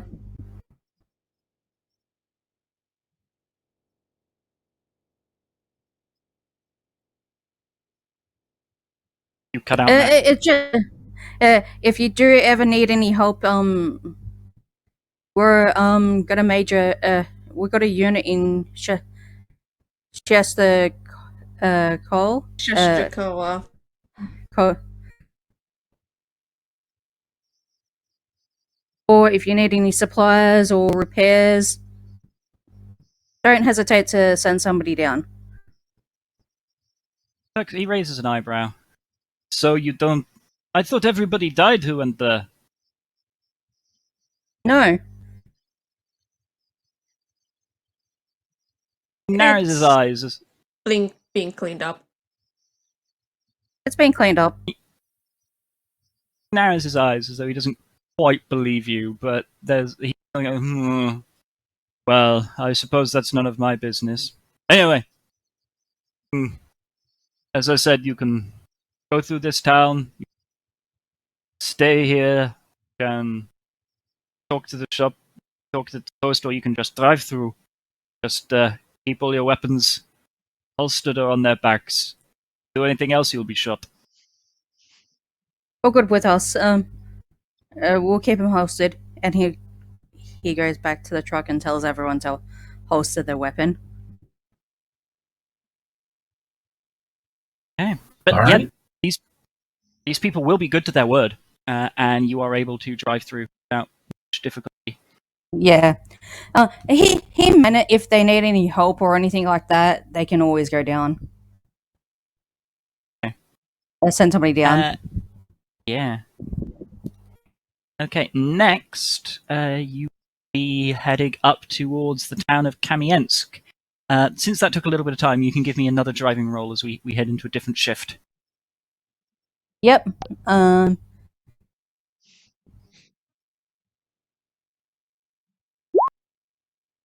Yep, you drive without incident. Everybody who's chilling in the back, this basically counts as a rest for you, so unfortunately the driver won't get this, but anyone else who's doing absolutely nothing will regain a point of physical damage and a point of mental stress. Okay, so you go to Kamiensk. Kamiensk is a larger town, and it appears to be doing better. It's got more repaired buildings to it. Do you want to sort of surveil it from a distance away like you did last time, or do you want to drive up to it or drive around? Surveil it from a distance. All right. See Anybody what's who's going on. either who's in the cab unit, or if you park, jump out the back, can give me a recon roll. Do we park? Yeah, we do park. All right.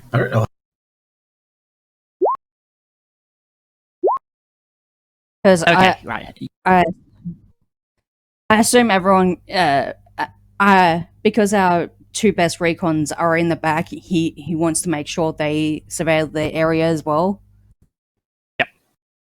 Okay, so you park up and pull up to this little rise and look over the town of Kamiensk. And as I said, this place is obviously more up together. It's a big enough town that it actually would justify small factories, that kind of affair. Now, obviously, those would have taken significant damage and looting and so forth.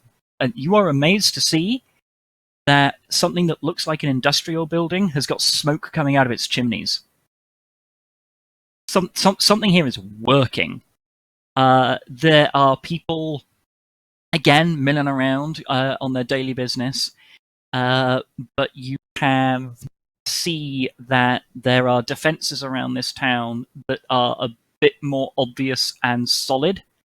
So there are properly manned checkpoints with barriers designed to stop speeding vehicles. There are clearly a couple of dug-in positions here or there.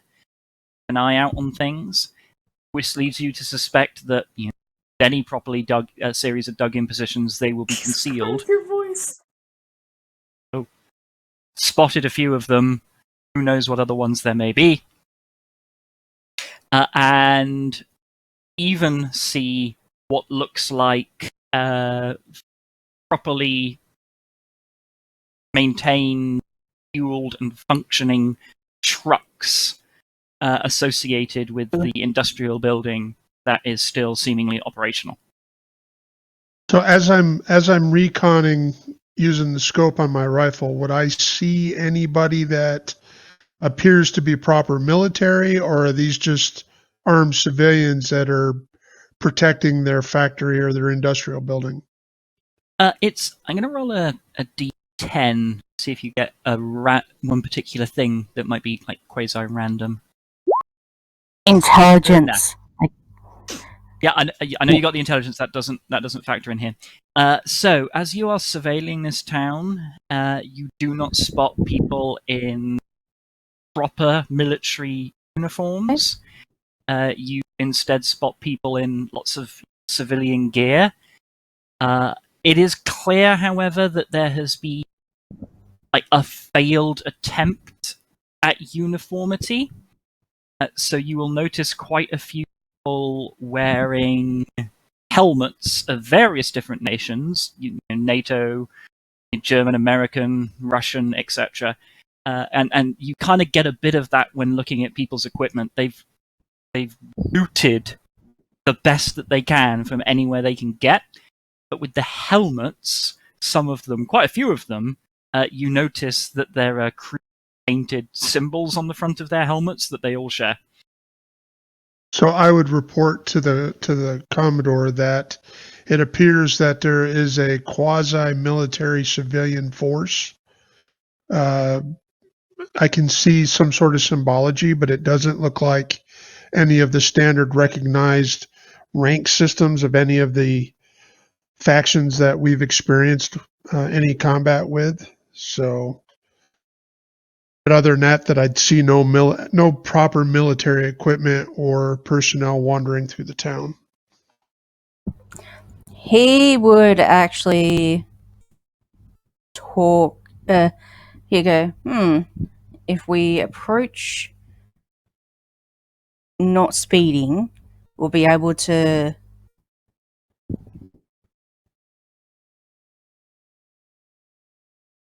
Let's just do this nice and politely.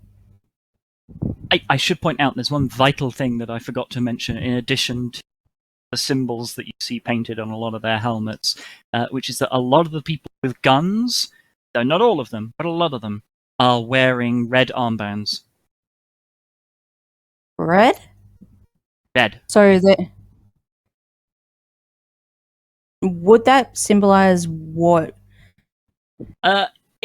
In the chaos of this world, can't necessarily rely on all of the old symbology, but are aware that in certain sections of Poland, not everybody wanted to leave the Soviet Union, and when the Soviets came back, there were quite a few organizations that sprung up as free communist forces of native Poles fighting with the Soviets. They were usually referred to as the Red Brigades, and red armbands were a common feature of those.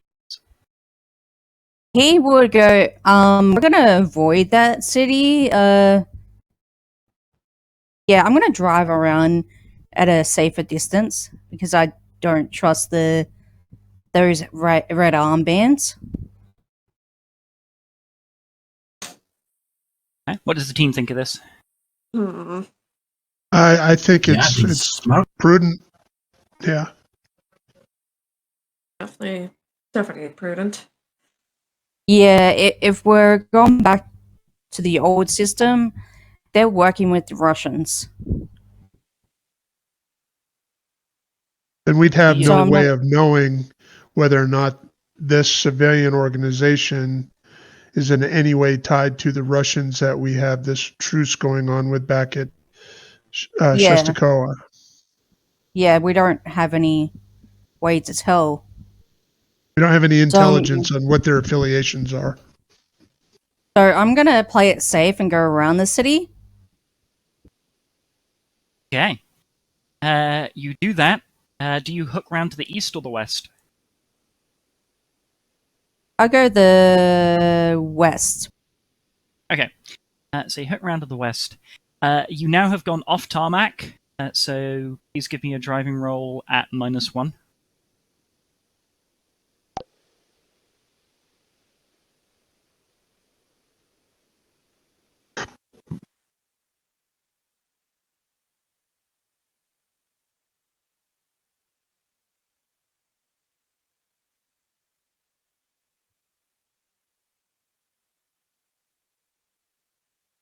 Okay. I'm not seeing that roll come through. So for the sake of ease, I will say that. It's just glitching out on my profile, my sheet. It Okay, just won't that's let me. unfortunate. We'll say that the you go off Finally, tarmac. it's- Oh, it's come through. Ah, there we go. Right. So you go off tarmac, Yeah. and you are able to find hard, baked hard ground that this truck can just about go on. But every now and again, you are aware that the truck, one of its wheels goes into muddy ground or something along those lines, and you're just barely able to get it out. This thing is not designed to operate off-road, and instinctively tell that once terrain starts getting in any way difficult or muddy, this thing is going to bog down. This is not a tracked vehicle. Yeah, he wants to try and get onto solid ground as quickly as possible. He knows he can't go through the town, so it's yeah. So you do this. You are able to find hard ground. It takes a lot longer in this vehicle because you are not. This is not designed for it. But you are able to do it and get to the far side of Kamiensk without being accepted, molested, anything along those lines. The sun is starting to go down. It's touching the horizon. I think you put your foot down. You might just be able to get to Kornel to Bianski as it gets dark. Yeah. Yeah, I'm gonna put my foot down to get there. Okay, give me a straight driving roll.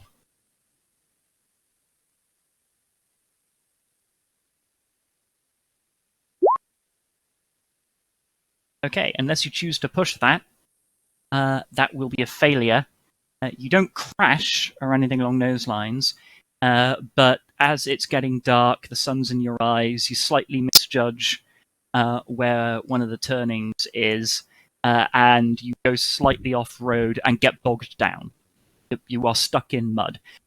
You're going to have to somehow push, pull, tow, somehow the vehicle out. Everyone out, can you help me push this vehicle out? Yep. Yep. Oh boy. You can all. Everybody involved in the pushing can give me a stamina.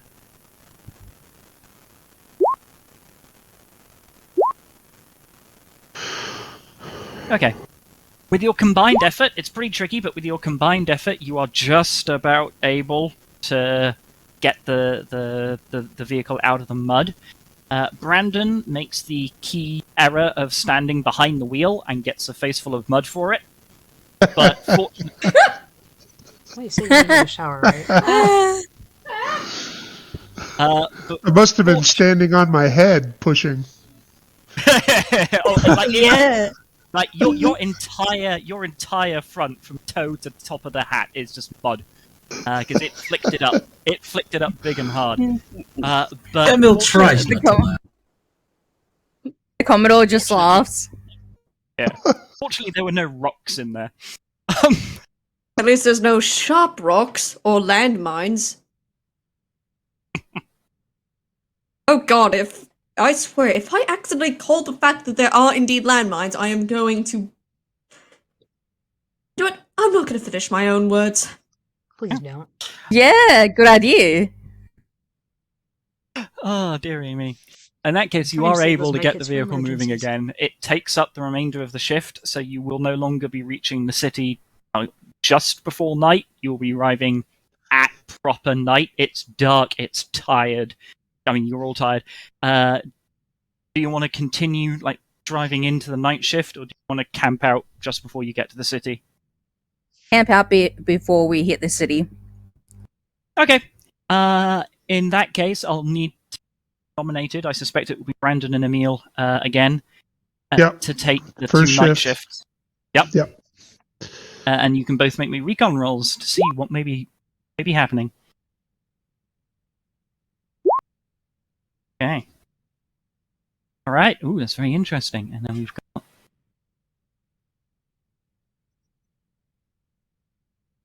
Okay, so Brandon, your shift goes completely without incident. It's a cool, calm night. The crickets sometimes filling the air a little bit.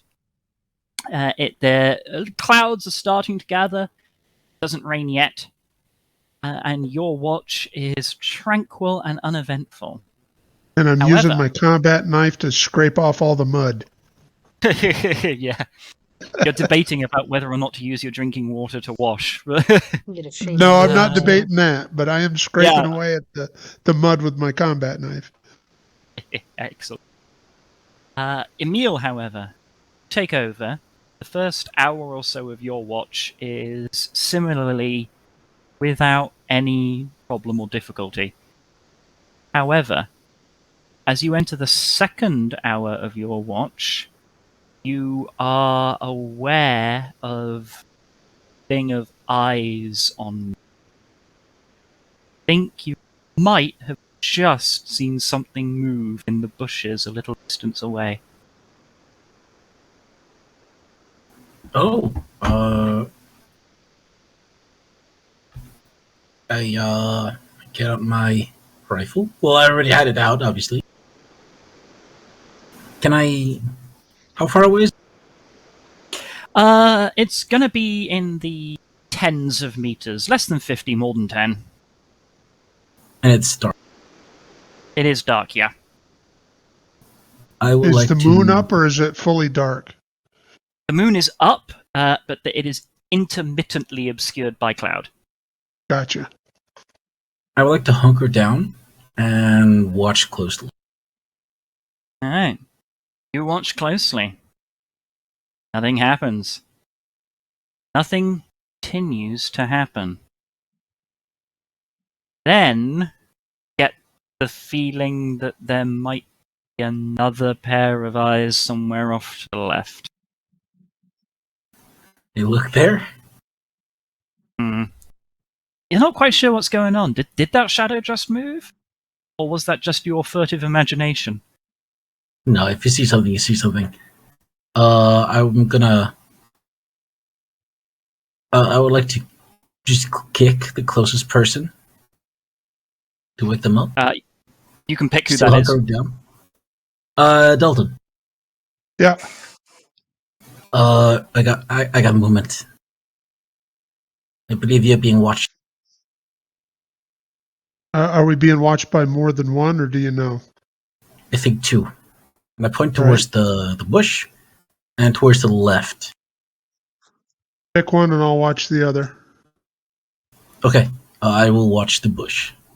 Okay, then I'll watch left. Okay. Watch. Nothing happens. There is no further activity for some time. How long do you wait this out? I think I'd wait a few minutes and then I would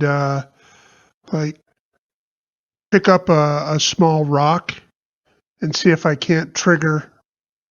If it's an animal or not, it should just jump and run. Pitch the rock toward. Probably the bush would be the easiest thing to throw at.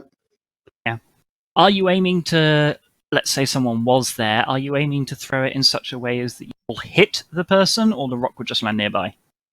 Just land nearby to startle. If it's an animal, they probably should just startle and run. If it's a person, they might be smart enough to see what I'm doing and just, and not react to it. But I want to see if it's an animal is what I'm really trying to figure out at this Yeah. point. You throw the just real rock. quick. Yes. If I can, I would like to be taking an aiming action, so I'm ready to shoot. Absolutely, you can do that. So you aim. Emil aims his rifle. And That I'm doesn't just prevent casually anything. throwing a small rock in the area. I'm not actually trying to throw it directly at anything, just trying to make a noise to see if anything reacts to it. It's far enough away that it would have to be an overarm throw, but yeah, you do that, and it flops down, sort of hitting the edge of the bush, and there is, other than the rustle of the leaves from the rock, there is no hurry or skitter of an animal. It's seemingly unreactive. Nice. Okay, well, I would resume watching with my rifle to the left and anticipating that either there's somebody there and was able to observe what I attempted to do and ignored it, and wait until either the sun comes up or something else occurs. Okay, you can both give me recon rolls flat. Okay.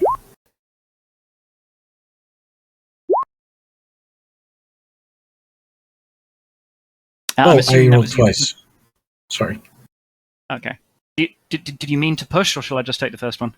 Oh no, I was a double click. Okay, cool. I wish it was a push. Thank you for your honesty. So, Dalton, you don't really see much of anything for a good stretch of time. Notice the vital moment that slips in by, but after a bit, as you're watching the position off to the left, that little extra patch of darkness that you think might have been a moving person, it just isn't there anymore. After around about an hour and a half, you notice that it's just not there. Fuck, I hate that. That's the absolute scariest. Okay. So, oh no. Oh no. Okay, I would like to sort of go in a circum, what do you call it? Like, not in a Circumspect? straight. Yes, in a circumspect direction. I would like to go towards where he was, or this being, and I would like stealth there. Okay, give me a recon roll for that. Okay.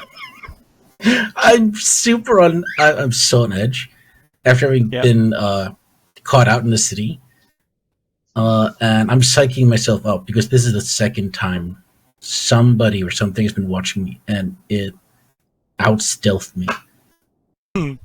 Well, you creep up towards the spot where the shadow was, trying to make the best use that you can out of dead ground and obstructing terrain, and get the feeling that maybe you do it as well as you could have. Nothing happens to you as you reach the spot where the shadow was.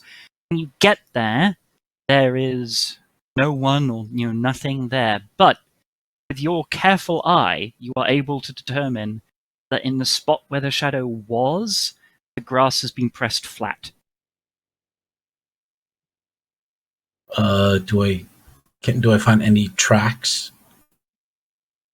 No, not with that roll. No. Yes. All right. I would like to return to the group. Okay. Yeah, you do that. You can return to the group. Absolutely nothing bad will happen to you. Hope. Somebody was watching us.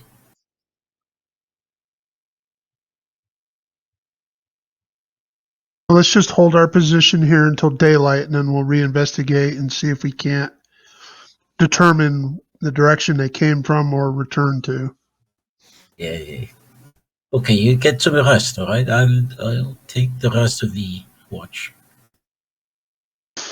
Well, being alert or on heightened alert now, my rest would be rather uneasy. So Yeah. I can say everyone other than Dalton is able to say Dalton. Yeah, I did. Yeah, Dalton. Anyone other than Dalton is able to get a point of physical health and stress back, but because Dalton's sleep period was too interrupted, he doesn't gain the benefit of that sleep. I'm not too damaged at this point right now. That's fine. Okay, that's good. And if we get to stretching? if we get to this sort of time tomorrow and you haven't slept yet, then you're going to be taking fatigue penalties. And the Yeah. doctor will not be Yeah. happy. Yep. I stretch and my stress is a little bit lower than it has been for the last couple of days. You still have the emotional difficulty that hasn't gone away. Yeah. I have the emotional difficulty, but the stress isn't amplifying it right now. So That's good. And that's how it should be. And then when the stress gets up to like maximum level again, you take another psychological penalty. But okay. yeah. So, the remainder of the I night tell is tense, but it is quiet, other than for the sound of occasional bird, bat, owl, along those lines, and the whisper of the wind. But the sun will rise on a seemingly peaceful morning. When it comes, I would like to update everybody on what happened that night. Yeah, and I would like to investigate the 2 locations where the suspected observance was occurring from. See if we can't make a determination of what it was or where they went. All right, you can give me a recon roll for that. If it turns out to be a sleeping animal, Emma will be so. Okay.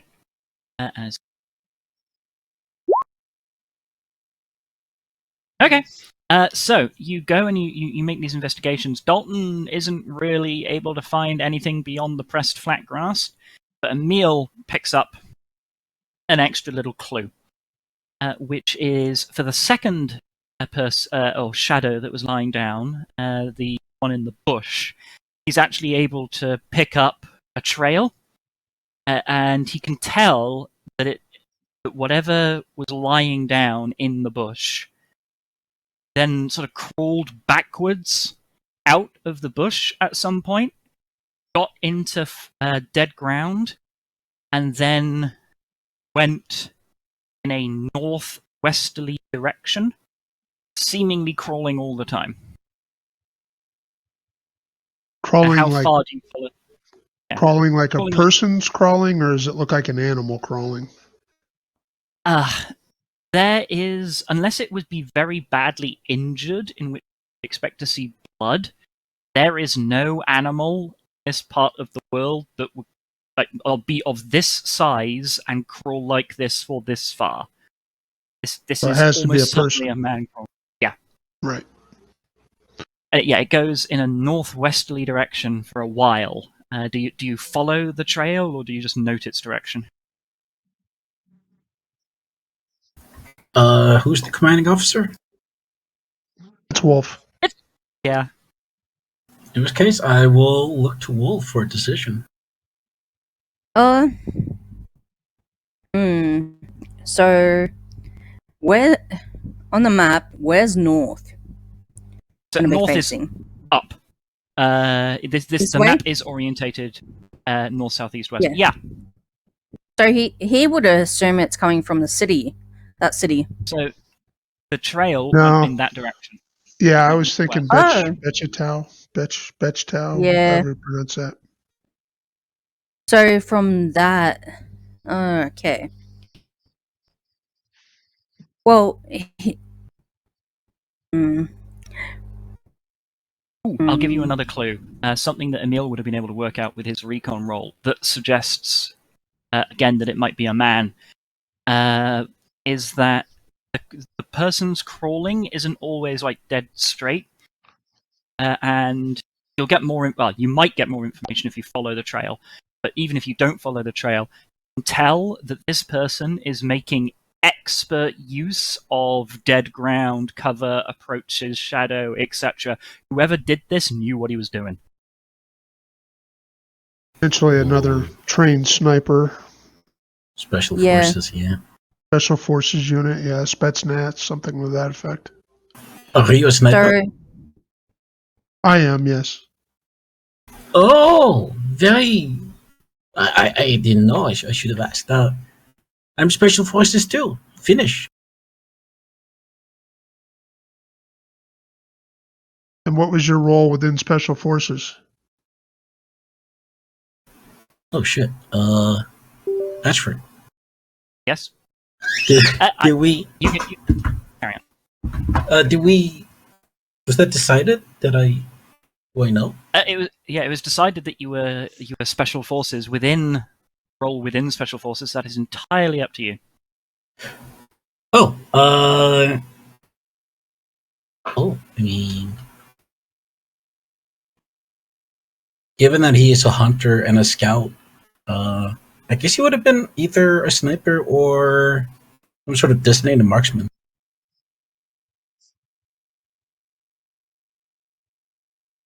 Yeah, so And totally makes sense. the rifle you have now doesn't have a scope, right? It's just an open sight hunting rifle. Yes, civilian. Okay, yeah. So, we did not have that title.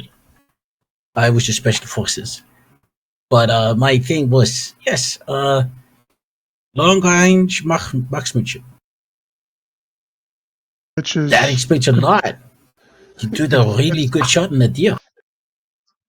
well, officially snipers are not allowed under the Geneva Convention, so but they are called advanced marksmen. Yeah. Yeah. I mean, that even now, that's something that no one believes, and B, even if the Geneva Convention stopped being a thing a while ago. No, I understand that, but in the real world, Geneva officially Convention. snipers Or like Geneva Suggestion. Yeah, well, officially snipers do There you not go. exist as a That is- military function. Yeah. The training's the same, the job's the same, the title's different. Yeah. By the way, Yeah. I gotta go. My mom kind of asked me to go vacuum the entire house. So. Okay, sure. I was thinking of wrapping up very shortly anyway, because I'm Aw. aware we're getting to All time. right. Catch y'all later. catch you later. GG. Thanks for the game. But we're still going for a few moments, Tiny, before you run. Just coming to the end of the scene. He goes, well, we're gonna have to stay on tarmac anyway, so if we think it's coming from the city that's next to the city that we're actually going to, we'll pass through we'll go over. This vehicle is not designed to go off road, so I think it's best off to stay on the tarmac. We